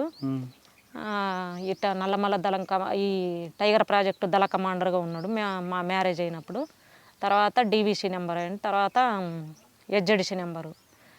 అటు గుంటూరు బాధ్యతలు చూసేటువంటి వాడు. గుంటూరు నుండి అటు పార్టీ పంపించేసింది, ఆల్రెడీ గుంటూరు నుండి అటు డీకేకు పంపించేసింది సూర్యంను. అప్పటికి నాకు సూర్యంను ట్రాన్స్ఫర్ చేసినారనే విషయం అయితే నాకు తెలియదు, చెప్పలేదు నాకు, పార్టీ వాళ్ళు కూడా చెప్పలేదు. నువ్వు వెళ్ళాలి, నీ అవసరం అక్కడ ఉంది అని చెప్పిండ్రు. మన పార్టీ తీసుకున్నటువంటి నిర్ణయంలో భాగంగా వెళ్ళాలి అంటే సరే అన్నాము, వెళ్ళినాము. ఆ టైంలో ప్రకాష్ వాళ్ళ అన్నయ్య వాళ్ళు ఆదోన్లో ఉన్నారు. ప్రకాష్ వాళ్ళది కర్నూలు జిల్లా, నేను మ్యారేజ్ చేసుకున్న అతనిది కర్నూలు జిల్లా. అయితే ఆ కర్నూలు జిల్లా ఆదోని దగ్గర కడితోట అనేటువంటి గ్రామము. ఆ గ్రామంలో ఉండి వాళ్ళ అన్న వాళ్ళ వదిన వాళ్ళు ఆదోని టౌన్లో ఉండేవాళ్ళు. ఒకవేళ మీకు ఏదన్నా ఇబ్బంది అయితే, రాయచూరే కదా మీరు వెళ్ళేది, మీకు ఏదన్నా ఇబ్బంది అయితే ఇదిగో అన్న వాళ్ళ నెంబర్ తీసుకొని అన్న వాళ్ళ దగ్గరికి వెళ్ళండి అని చెప్పేసి అన్నాడు. అట్లా వాళ్ళ నెంబర్లు ఇస్తే వాళ్ళకి వెంటనే ఫోన్ చేస్తే వాళ్ళు రిసీవ్ చేసుకున్నారు, తీసుకెళ్ళిండ్రు. ఆడ దాదాపు 1 నెల రోజులు ఉన్నాం మేము ఆదోనిలో. 1 నెల రోజులు ఉన్నాము. అయితే మాకు ఫోన్ నెంబర్లు ఇచ్చి పంపించిండ్రు. అప్పారావు అప్పటికి బయటికి వెళ్ళిపోయినాడు, ఇక్కడ లోపల లేడు, బయటకు వెళ్ళిపోయిండు. అప్పారావు నెంబరు, అప్పారావు ఈ రామచంద్ర అనేటువంటి ఎడ్జెడ్సీ నెంబర్ ఆయన కూడా, ఆ అన్న కూడా బయటనే ఉన్నాడు అప్పుడు. ఆయన నెంబర్ ఇచ్చిండ్రు. వీళ్ళు ఎవరైనా మీరు మీ ఫోన్లు గిన్లు మాకేమి ఇవ్వలేదు, ఎక్కడన్నా వెళ్ళేసి మామూలు కాయిన్స్ దాంట్లో చేయండి అని చెప్పేసి చెప్పారనమాట. ఇక మధ్యన ఏదో టైం వాళ్ళు చెప్పిన ప్రకారం 3 రోజులకు 4 రోజులకు వెళ్ళేసి ఫోన్ చేయడం, మళ్ళీ వచ్చి కామ్గా ఇంట్లో ఉండడము. అట్లా 1 నెల రోజులు ఉన్నాం అక్కడ. 1 నెల రోజుల తర్వాత అప్పారావు ఫోన్ కలిసింది. అప్పారావు మా దగ్గరికి గుంటూరు ఒక అతను పంపించిండ్రు. సరే నువ్వు వెళ్ళేసి వాళ్ళను మళ్ళీ బురకాయ వేసుకొని ఇద్దరిని వేరువేరుగానే కూసబెట్టాలి అని చెప్పిండ్రు. సరే అని చెప్పిన తర్వాత ఇక ఇద్దరిని వేరువేరుగానే ఉండాలి అని చెప్పి కూసబెట్టుకొని తీసుకుపోయిన తర్వాత మేము మమ్మల్ని గుంటూరు దగ్గర వరకు తీసుకుపోయిండు. వైజాగ్ దగ్గర తీసుకుపోయిండు అబ్బాయి. ఇటు ఎటో బెంగళూరు కలిసి తీసుకుపోయిండు. ఇటు అంతా తిప్పేసి గుంటూరు వైజాగ్కి వెళ్ళినాము. వైజాగ్ వెళ్ళిన తర్వాత అక్కడ మమ్మల్ని కొంచెం ఫాలో అవుతున్నారు, నన్ను ఫాలో అవుతున్నారు. మెయిన్ నిన్ను ఫాలో అవుతున్నారు, నిన్ను ఎక్కువ చూస్తున్నారు, కాబట్టి నీ అంట నేను ఉండను అన్నది ఈ అమ్మాయి. సరే నేను కూడా చెప్పిన, ఒకవేళ ఏదన్నా అయితే నేను కావాలి కదా తప్ప నాతోటి ఉన్న వాళ్ళు ఎందుకు, మీ ఇద్దరు వెళ్ళండి, నేను ఎటవ దిట్టు వస్తాను అని చెప్పేసి వాళ్ళిద్దరిని, ఆ అమ్మాయి అంతటా అమ్మాయి మళ్ళీ అదే ఇంటికి చేరుకున్నది, మా బావ వాళ్ళ ఇంటికి. తర్వాత నేను ట్రైన్ ఎక్కేసి గుంటూరులో దిగేసిన, నన్ను ఫాలో అవుతూనే ఉన్నారు. గుంటూరులో దిగిన తర్వాత మళ్ళీ అక్కడ ఫాలో అవుతూనే ఉన్నారు. అయితే అక్కడ పెద్ద ఎత్తున ఈ వలస వచ్చిన వాళ్ళు ఉన్నారు. ఆ వలస బ్యాచ్లలో నేను కలిసిపోయినా. ఆ వలస వచ్చిన వాళ్ళల్లో పోయేసి వాళ్ళనే కూర్చొని వాళ్ళనే ఉంటూ వాళ్ళతో మాట్లాడుతూ ఇంకా అట్లా ఉన్నా. ఎక్కడో ఇంతకు మిస్ అయిన తర్వాత ఇక మళ్ళీ ట్రైన్ ఎక్కిన తర్వాత ఇక ఇక్కడ ఈ దిగోమెట్ట ఇటు దాటిన తర్వాత మళ్ళీ ఫాలో అవుతుండ్రు నన్ను. ఏనబ్బా ఇప్పటిదాకా కనిపించలేదు, మళ్ళీ ఇల్లు వచ్చేసి మళ్ళీ ఎదురుగా కూర్చున్నారు అని చెప్పేసి, సరే అని చెప్పేసి నేను డ్రెస్ మార్చుకుందామని బ్యాగ్ అక్కడే పెట్టేసిన. డ్రెస్ మార్చుకుందామని డ్రెస్ తీసుకున్నా, నా పక్కన ఎదురుగా వాళ్ళే కూర్చొని ఉన్నారు. డ్రెస్ తీసుకున్నా ఈ అవతలి పెట్టెలే నుంచి ఇంకో పెట్టెలే దాటేసేసి అక్కడ దిగేసిన. దిగేసి ఇక మా బావ వాళ్ళకు ఫోన్ చేసిన, నేను పలానా చాట ఉన్నాను, నేను అక్కడికి రాలేకపోతున్నా, మరి ఇక్కడ ఎవరన్నా మన వాళ్ళు తెలిసిన వాళ్ళు ఉన్నారా అని చెప్పేసి అంటే మా తోడుకోడలు వాళ్ళది బంధువులు అక్కడ ఉన్నారు. సరే అక్కడికి వెళ్ళు, నేను ఫోన్ చేస్తాను, వాళ్ళు వచ్చి తీసుకెళ్తారని చెప్పేసి అంటే వాళ్ళు వచ్చిండ్రు, తీసుకెళ్ళిండ్రు. వాళ్ళ అమ్మ వాళ్ళ బంధువులు తీసుకెళ్ళిండ్రు నన్ను. అట్లా మళ్ళీ 1 నెల రోజులు మళ్ళీ అక్కడే ఉన్నాము. దాదాపు సంవత్సరం అయింది. ఇక్కడ నుంచి డీకేకు వెళ్ళడం కోసం సంవత్సరం అయింది. అక్కడ నుండి మళ్ళీ అప్పారావు లింకులోకి వచ్చిండు. మళ్ళీ అప్పారావు లింకులో మమ్మల్ని ఇక్కడ నుండి బెంగళూరు తీసుకెళ్ళిండు. బెంగళూరు నుంచి మళ్ళీ తిరుపతి వచ్చినాం. తిరుపతి నుంచి మళ్ళీ విజయవాడ వచ్చేసి ఇప్పుడు తాడేపల్లి గూడెం ఉంది కదా, ఆ గూడెంలో నన్ను పెట్టేసిర్రు. ఇంకా ఈ అమ్మాయిని వేరు చేసిర్రు, నన్ను వేరు చేసిర్రు. ఈ అమ్మాయి ఎక్కని బాగా గుర్తుపడుతున్నారు అని చెప్పేసి అంటున్నానే ఈ అమ్మాయిని వేరు చేసిర్రు, నన్ను వేరు చేసిర్రు. సరే అని చెప్పేసి నన్ను ఆ ఇంట్లో పెట్టేసిర్రు. ఆ ఇంట్లో పెట్టకముందే మేము వచ్చే టైంలోనే, తిరుపతిలో ఉన్న టైంలోనే ఆ ఇంట్లో నుంచే ఆ ఇంట్లో నుంచి వెళ్ళినారనేటువంటిది నాకు తెలియదులే. 3 మా వాళ్ళు ఇక్కడ నుండి నల్లమల్ల నుండి వెళ్ళినటువంటి వాళ్ళే ఆ ఇంట్లో ఉండేసి, ఆ ఇంట్లో నుంచి బయటికి వెళ్ళినాక వాళ్ళని పట్టుకొని ఏఓబి అడవి ప్రాంతంలో కాల్ చేసిండ్రు 3. లక్ష్మణు, స్వామి, ఈ భవాని, వీళ్ళ 3 కాల్ చేసిర్రు అక్కడ. ఆ రోజే ఎన్కౌంటర్ జరిగింది. అరే వీళ్ళు ఎక్కడి నుండి పోయిండ్రు అనేటువంటిది మరి ఇంకా మనము ఎందుకు అడుగుతాం, బయట నుండి కదా, మన టెక్నికల్ పార్టీ కాబట్టి మనం ఆ విషయాలు అడగకూడదు, వాళ్ళు చెప్పకూడదు. ఇక మేము అడగలేదు. నన్ను తీసుకెళ్ళేసి తెల్లవారుజామున తాడేపల్లి గూడెంలో ఒక ఇంటి దగ్గర పెట్టిండు. ఇక ఆయన వెళ్ళిపోయిండు ఏరేపేటకి వెళ్ళాలని చెప్పేసి. ఇక నేను అక్కడే ఉన్నా. సరే అని చెప్పేసి మరుసటి రోజుకు నేను ఉన్న ఇంటి చుట్టుపక్కలలో కొంచెం కొత్త వాళ్ళు తిరుగుతున్నారు అక్క అని చెప్పేసి చెప్పిండు. వచ్చి చెప్తున్నానే మరి ఎట్లా అన్నా అని చెప్పేసి అంటే ఇంకా నా లింకులో ఇంకా 2 ఉన్నారు అక్క, మరి ఎట్లా చేద్దాము అని చెప్పేసి అన్నాడు. అంటే మరి వాళ్ళు ఎక్కడ ఉన్నారు అని మరి నేను అడగడం బాగుండదు కదా, ఒకవేళ నన్నే ఏదైనా ఇక్కడైతే నేను తట్టుకోలేక చెప్తే అని చెప్పి నేను ఇంకేం అడగలేదు. మరి ఎట్లా అక్క అని చెప్పి నేను అసలు ఫోన్ చేసి రమ్మన్నారు నన్ను ఆ రోజు, నువ్వు మా సాయంత్రము ఫోన్ చేయాలి మాకు అని చెప్పారు. ఆ ఇచ్చిన ఫోన్ నెంబర్కు నేను ఫోన్ చేసేసి రిటర్న్ వెళ్తున్నా. నా వెనకిరితే ఉరికొచ్చిండ్రు అనమాట. ఉరికొచ్చారు కానీ నేను స్పీడ్గా వెళ్ళిన. ఆ గొంతులలో నాకు పెద్దగా తెలియదు ఆ ఇల్లులు. అయినా అటు ఇటు తిరిగి నేను బజారమ్మని నేరుగా వెళ్ళకుండా ఇల్లు మార్చుకుంటా నేను వెళ్ళేసిన. వెళ్తున్నాగానే ఇంటి అన్నకు చెప్పిన, అన్న నన్ను ఫాలో అవుతుండ్రు, ఈ ఇల్లు కాకుండా ఎక్కడన్నా కొంచెం పక్కన ఉంటే బాగుంటుందేమో అని చెప్తున్నానే. సరే అక్క ఎదురు పక్కన ఇంట్లో ఉంది అని చెప్పేసి ఆ ఇంట్లో నుండి తీసుకెళ్ళేసి పక్కన పెట్టేసారు. ఇక సాయంత్రానికల్లా మొత్తం ఊర్లో బ్యాచ్ దిగింది. చుట్టూ ఈ దారిలో ఉన్నారక్క బ్యాచ్, ఆ దారిలో ఉన్నారక్క 10 మంది, ఇటు 15 మంది ఉన్నారక్క అని చెప్తున్నారు. మరి వెపన్స్తోనే ఉన్నారంటే ఆ వెపన్స్తోనే ఉన్నారక్క అని చెప్పిండు. మరి ఏం చేద్దాము అని చెప్పేసి గుంటూరులో ఒక అన్న తెలిసిన అన్న ఉన్నాడక్క, ఆయనతోని ఒకసారి మాట్లాడతారా మీరు? మళ్ళీ గుంటూరు వచ్చారా? గుంటూరు వచ్చాను. గుంటూరు రాలే, ఈ చర్చ నడుస్తుంటేనే ఇంటి మీద పోయి దాడి చేసిండ్రు పోలీసు వాళ్ళు.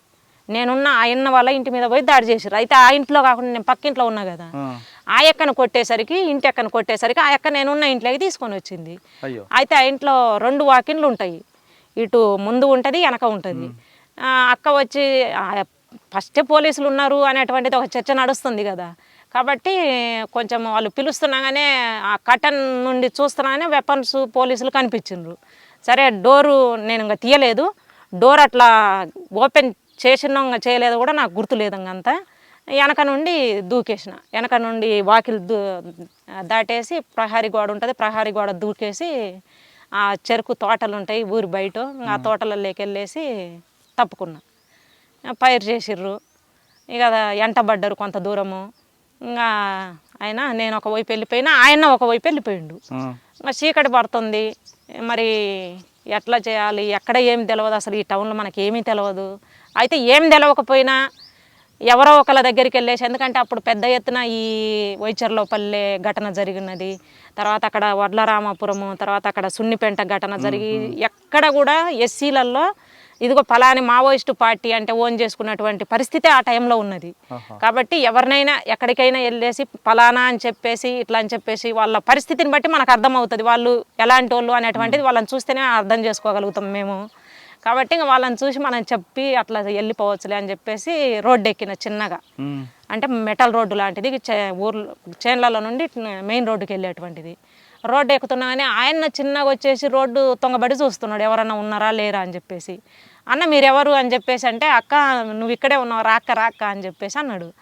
సరే అని ఆయన నేను కలిసేసి మరి ఎట్లా చేద్దాం అక్క, రోడ్డు ఎంట అయితే నడవద్దు, రోడ్డు ఎంట పోవద్దు, నిన్నైతే గుర్తుపడతారు. ఇంకా నా దగ్గర అప్పుడు ఈ ఎస్సీ నెంబర్కు హెచ్జెడ్సీ నెంబర్కి ఇవ్వాలని 2 లక్షల డబ్బులు ఇచ్చినారు. ఆ డబ్బులు మిగిలినటువంటి అన్నీ పోయినాయి, అక్కడే వదిలేసినాం. ఇక ఫోన్ నెంబర్లు కొన్ని ఇచ్చినారు, అవి పోయినాయి. ఇంకా అక్కడే ఇంకా అవన్నీ దొరికినాయి వాళ్ళకి. ఫలానా వ్యక్తి అనేటువంటిది నాది అర్థమైపోయింది వాళ్ళకి. నా ఫోటో దొరికింది వాళ్ళకి, మా ఫ్యామిలీ ఫోటో ఉన్నది. ఎందుకంటే నేను డీకే వెళ్తున్నా కదా, కాబట్టి మా ఫ్యామిలీ ఫోటో నా దగ్గర పెట్టుకొని ఉన్నా నేను. సరే అటు వెళ్తే ఎప్పుడైనా చూసుకోవడానికి ఉంటుంది కదా అని చెప్పేసి ఆ ఫోటో దొరుకుతున్నానే ఫలానా అనేటువంటిది అర్థమైపోయింది వాళ్ళకి. ఇక వాళ్ళు ఇట్లా తప్పించుకున్నది అని చెప్పి మరుసటి రోజు పేపర్లో వేసినారని మళ్ళీ మనకు తెలిసిన వాళ్ళే చెప్పారు, ఇట్లా పేపర్లో వేసినారక్క. అక్కడ నుంచి ఎలా వెళ్ళారు మరి రాయపూర్? ఇక్కడ నుండి మళ్ళీ గుంటూరులో తెలిసిన అన్న దగ్గరికి వెళ్ళేసి మేము ఆటోలో వెళ్ళినాం. ఇంకా మొత్తము ఏది ఇప్పుడు ఊర్లలో మొగుడు కొడితే ఏడ్చుకుంటా ఎలాగుంటారు అట్లా మొత్తం గాజులు తీసేసినా, మొత్తం ఈ జుట్టు అంతా ఇరబోసుకున్నా, ఇక ఏదో గొడవ జరిగి భార్య వెళ్ళిపోతుంది అన్నట్టుగా ఆ విధంగా నా వేషధారణ అయిపోయింది అనమాట. మొత్తం జుట్టు అంతా ఇరబోసుకున్నా, ఎందుకంటే మామూలుగా ఉంటే ఎట్లయినా గుర్తుపడతారు.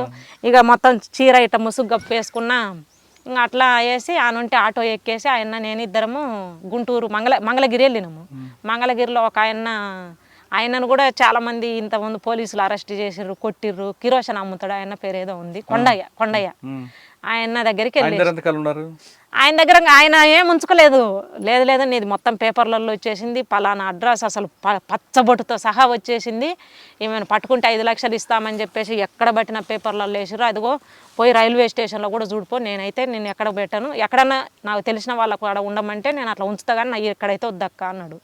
సరే అన్న ఎవరన్నా తెలిసిన వాళ్ళు ఉంటే చెప్పన్నా అన్న అంటే, ఒక ముసలామె అని చెప్పిండు, అక్కడికి వెళ్ళి ఉండక్క అని చెప్పేసి అన్నాడు. సరే అన్నాడు. మళ్ళీ సాయంత్రానికల్లా అక్క పార్టీ వాళ్ళు ఏపీటీ కలిసింది, నువ్వు వెళ్ళక్క అని చెప్పేసి అన్నాడు. సరే అని చెప్పేసి నేను అక్కడ ముసలాం కానుండి బయలుదేరిన. నాతో పాటు ఒక అన్నను పంపించారు. ఆ అన్నను రైల్వే స్టేషన్ దగ్గర వరకు వదిలిపెట్టరా ఈ అక్కను, నువ్వు ఆమెతోటి వెళ్ళాల్సిన అవసరం లేదన్నాడు. అక్కడ ఆల్రెడీ పేపర్లలో పలానా పేరు ఈమె ఫోటో వచ్చింది, ఈమెతోటి ఉంటే నేను అవుతానని చెప్పేసి నన్ను అక్కడ వదిలిపెట్టలేదు, ఎంట్రన్స్లోనే వదిలిపెట్టేసిండు, వెళ్ళిపోయిండు. వెళ్ళిపోయిన తర్వాత ఇక నాకు ఏపీటీ ప్లేస్ చెప్పిండ్రు. చెప్పినాక నేను వెళ్దామని చెప్పేసి భీమవరం, ఆ నుంచి భీమవరం రావాలని చెప్పారు.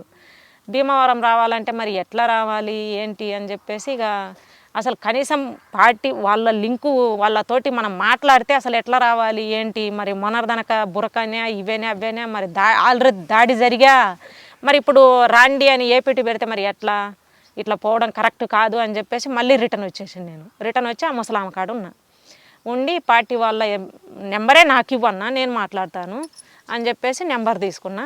నేనే వెళ్ళేసి బజార్కి వెళ్ళేసి మాట్లాడేసి వచ్చిన. మాట్లాడిన తర్వాత నువ్వు భీమవరం రావాలి, అయితే నీకోసం ఒక ఫ్యామిలీని పంపిస్తాము, ఆ ఫ్యామిలీ కారులో తీసుకొని వస్తారని చెప్పిండ్రు. ఆ కారు మాట్లాడిండ్రు. కారులో ఒక ఫ్యామిలీ, ఒక చిన్న పిల్లలు ఇద్దరు, ముసలాయన ముసలమ్మ, వాళ్ళు ముస్లిం బ్యాచ్నే అది వాళ్ళు కూడా. వాళ్ళతోటి మాట్లాడేసి వాళ్ళని నాతోటి పంపించారు. నువ్వు బురకేసుకోవాల్సిందే, అయితే వాళ్ళ కూతురు వాళ్ళ పిల్లోళ్ళని నీ పిల్లోళ్ళగా పెట్టుకొని నీ దగ్గర పెట్టుకొని మీరు రావాలి అని చెప్పేసి చెప్పినాక ఓకే అని చెప్పేసి ఇంకా ఇక్కడ నుండి కారులో తీసుకెళ్ళిండ్రు భీమవరంలో ఈ హెచ్జెడ్సీ నెంబర్ కలిసిండు, ఈ రామచంద్ర అన్న కలిసిండు నాకు. కలిసేసి ఇక్కడ నుంచి ఇప్పుడు ప్రస్తుతం మనకు ఏపీటీలు ఇవంతా ఇట్లా అల్లకల్లోలం కావడానికి బీకే చనిపోయిండు కాబట్టి ఏపీటీలు మనకు డీకేలో ఏపీటీలు లేవు, ఏఓబి ఏపీటీలు లేవు. ఎటో ఒక దిట్టు మనం వెళ్ళేసి పట్టుకోవాల్సింది తప్ప ఏపీటీలు అయితే మనకు లేవు. తర్వాత ఇటు రిటర్న్ పోదామా, ఇటు ఏపీటీలు లేవు, మరి ఏం చేద్దాము అని చెప్పేసి ఇంకా మళ్ళీ చర్చించిండు. సరే ఎట్లయినా ఒకటే ఇటు శ్రీకాకుళము బొడ్డపాడ ఇట్లా కొంచెం మన పేరు కలిగినటువంటి కొన్ని ఊర్లు ఉన్నాయి కదా, మావోయిస్ట్ ఊర్లు ఇవి అనేటువంటిది కొన్ని ఊర్లు ఉన్నాయి అక్కడ, అట్లా ఆ ఊర్లకు వెళ్తే ఎటో దిట్టు పట్టుకోవచ్చు అని చెప్పి నన్ను మళ్ళీ ఈ అమ్మాయిని ఇద్దరిని కలిపేసి మళ్ళీ పంపించిండ్రు. పూరి మీరు వెళ్ళండి, పూరి వెళ్తే ఆడికి వచ్చిన తర్వాత అక్కడ కలుస్తారు అని చెప్పేసి అన్నారు. సరే మాతో పాటు మళ్ళీ ఇంకొక అన్నని ఇచ్చి పంపించారు. మేమిద్దరం బురకేసుకున్నాము, ఈ అమ్మాయి జయ నేను ఇద్దరము పూరి వెళ్ళినాము. పూరి వెళ్ళేసి ఆ దేవుడు అదే జగన్నాథ ఆ గుడి ఉంది కదా, ఆ గుడి దగ్గరే మా ఏపీటీ. మేము వెళ్ళిన టైంలోనే పెద్ద ఎత్తున ఏదో సిఆర్పిఎఫ్ బ్యాచ్ వచ్చేసి మొత్తం ఆ గుడి మీద దాడి చేస్తున్నారు. ఎందుకనేటువంటిది అయితే మనకు తెలియదు, మా కోసం అయితే కాదు అనేటువంటిది మాకు అర్థమైంది. మేము ఆడున్న మమ్మల్ని దాటేసి వెళ్ళిపోతున్నారు కదా, కాబట్టి మా కోసం అయితే కాదు అనేటువంటిది అనుకొని మేము బయటకు కొంచెం వచ్చేసి వాళ్ళు ఏం పట్టుకొని ఉంటారు, ఏవో ఇండియా టుడే ఇవి పట్టుకొని ఉంటారు, ఒక బాటిల్ పట్టుకొని ఉంటారు, మీరు వెళ్ళేసి పలకరించాలి అని చెప్పేసి అన్నారు. ఎంత టైం చూసినా ఎవరు రాలేదు. సాయంత్రం వరకు ఉన్నాము. ఇంకా సాయంత్రం మళ్ళీ రిటర్న్ ప్రయాణం చేసినాము. రిటర్న్ వచ్చేసి మళ్ళీ అక్కడే ఉన్నాము. నేను తూని అనేటువంటి ఆ ఏరియాలో మళ్ళీ నన్ను పెట్టిండ్రు, ఈ అమ్మాయిని వేరు పెట్టిండ్రు. ఇక మళ్ళీ అక్కడి నుంచి మళ్ళీ సరే మీరు శ్రీకాకుళము వెళ్ళాలి, ఇంకెక్కడి నుండి పలానా ఊర్లోకి వెళ్ళాలి అని చెప్పేసి ఒక అన్ననిచ్చి మమ్మల్ని పంపించారు ఇద్దరిని. ఇంకా శ్రీకాకుళము ఏరియాలో అదే ఆ బొడ్డపాడు ఆ విలేజ్లకు వెళ్ళి మమ్మల్ని పంపించేసారు. ఎంత పార్టీ విలేజ్ లేనక్క అని చెప్పేసి మాకు చెప్పిండు ఆయన కూడా, ఇక్కడ ఎక్కడో ఒక సాట అయితే దొరుకుతారు అని చెప్పేసి అన్నాక మేము పోయి ఆ ఊర్లో 3 రోజులు ఉన్నాము. ఇక్కడైతే పార్టీ మధ్య రాలేదక్క, ఒక వారం క్రితం అయితే ఈ పక్కన ఏడో మీటింగ్ పెట్టినారన్నారు, ఏదో 2 రోజుల క్రితం సామాన్లు తీసుకుపోయినారన్నారు, ఇట్లా చెప్పారు. కానీ సరే వస్తారు అనేటువంటి దాంతో వాళ్ళైతే పెద్దగా భయపడతలేరు. ఇక అక్కడే 3 రోజులు ఉన్నాం ఊర్లో. 3 రోజుల తర్వాత ఎవరో దళం వాళ్ళు వచ్చి తీసుకుపోయిండు. రమేష్ అనేటువంటి అబ్బాయి చనిపోయిండు ఇప్పుడు. ఆ అబ్బాయి శ్రీకాకుళమే దళం దగ్గరికి తీసుకెళ్ళాడు. శ్రీకాకుళం దళం ఎక్కడ లేదు? శ్రీకాకుళం అంటే ఇదే శ్రీకాకుళం ఏరియాలో బార్డర్లో దళం ఉంది కదా, బొడ్డపాడు దాటిన తర్వాత దళాలు ఉన్నాయి. 2006, 2007 ఇచ్చాపురము, టెక్కల, అది విజయనగరము, శ్రీకాకుళం బార్డర్ తీసుకెళ్లారు. వాళ్ళు కలిపారు. అక్కడ సుధాకర్, చర్చల సుధాకర్ వీళ్ళు ఉన్నారు. ఇప్పుడు చనిపోయినటువంటి నల్గొండ దయా ఆయన ఉన్నాడు. నారాయణపురం వైపు కలిసారు. సుధాకర్ అంటే పార్తీపురం కురుపాం లేదు, అప్పుడు శ్రీకాకుళము వాళ్ళ దళంలలోనే ఉన్నాడు అన్న.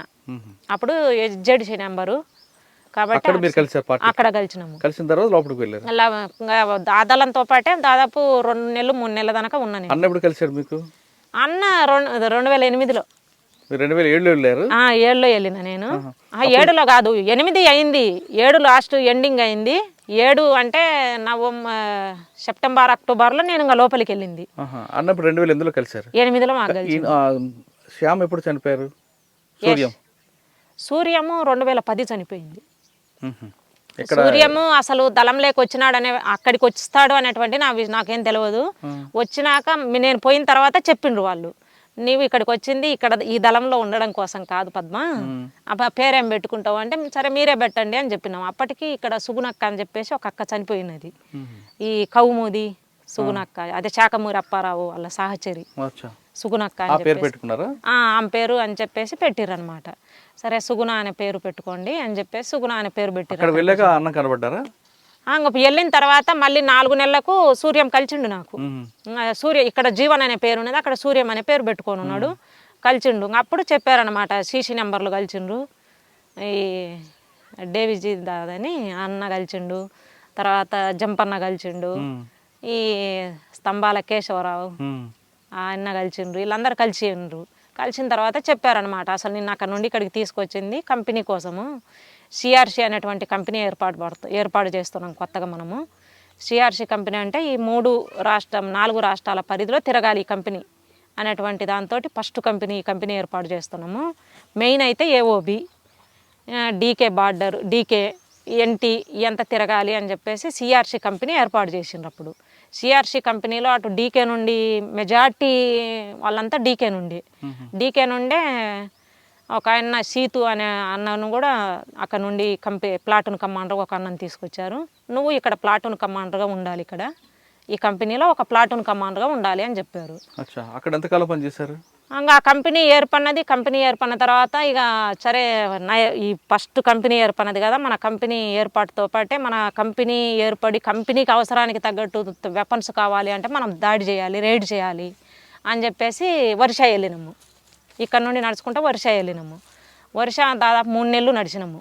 మా ప్రయాణం 3 నెలలు. 3 నెలల తర్వాత అక్కడ నయాగడ రైడ్ చేసినాము. నయాగడ సిఆర్పిఎఫ్ క్యాంపు కాదు, జిల్లా హెడ్ క్వార్టర్. దాటినాక ఆ రైడ్ చేయాలి. అయితే అది ట్రైనింగ్ క్యాంపు. అక్కడ 303 వెపన్స్ ఉంటాయి, తూటాలు ఉంటాయి అనేటువంటిది మా రెక్కీలో మా నాయకత్వం చెప్పినటువంటిది. ఆ క్యాంపు మీద దాడికి మనం వెళ్ళాలి. ఎంతకాలం రెక్కీ చేశారు? 3 నెలలు రెక్కీ చేశారు. అంతకుముందు ఎప్పటి నుండి చేశారో తెలియదు కానీ బాధ్యత ఎవరు తీసుకున్నారు? అప్పుడు బాధ్యత ఇక్కడ మేము సీసీ నుండి అయితే జంపన్న, మన డేవిజీ దాదా, ఇప్పుడు అదే తిరుపతి రావు ఏదో పేరుంది అన్నది బయట, ఆ అన్న సిఎంసి నెంబరు, ఆ అన్న మెయిన్. తర్వాత ఈ స్తంభాల కేశవరావు ఆ అన్న. సూర్యం కూడా ఉన్నారు. సూర్యము ఈ అన్న లేడు, అప్పుడు లేరు. వీళ్ళు డీకే, వీళ్ళు అప్పటికి అసలు ఈ కంపెనీకి రాలేదు. సార్ ఫైనల్గా చెప్పమ్మా, మహిళా దినోత్సవం పార్టీలో బాగా ఘనంగా జరుపుకుంటారు అంటున్నారు. ఇప్పుడు బయట ఉన్న యువకులకి ఒక సాటి మహిళగా, గతంలో తుపాకీ పట్టుకున్న మహిళగా ఏం చెప్తాము? చిన్న చిన్న విషయాలకు సంకుచితంగా ఆలోచించి ఆత్మహత్యలు చేసుకోవడము అనేటువంటిది పరిష్కారం కాదు. జీవితాలను మార్పు చేయాలి అనేటువంటిది అంటే మనము ఏదైనా ఒక ఆడ మనిషి అయినా మగ మనిషి అయినా ఇంతకుముందు కొన్ని విషయాల్లో వెనకబడ్డరేమో కానీ, ఎందుకంటే ఉదాహరణకు మేమే ఉన్నాం, చాలా విషయాలలో చాలా డేర్గా చేసినాము. కానీ ఈరోజు బయటికి వచ్చి ఎలాంటిది మాకు జీవనాధారం లేకపోయినా మళ్ళీ ఈరోజు మా చేతుల కష్టంతో మేము ఇలాంటివి చేసుకొని బతుకుతున్నాము.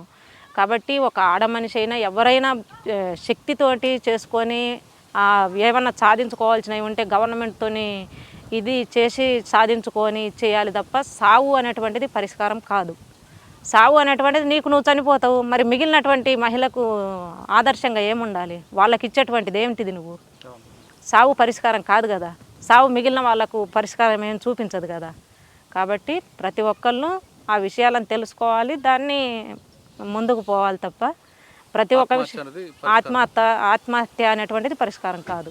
మహిళా దినోత్సవం జరుగుతుంది కాబట్టి ఎన్నో పోరాటాలు చేసి సాధించుకున్నటువంటి దినం ఇది.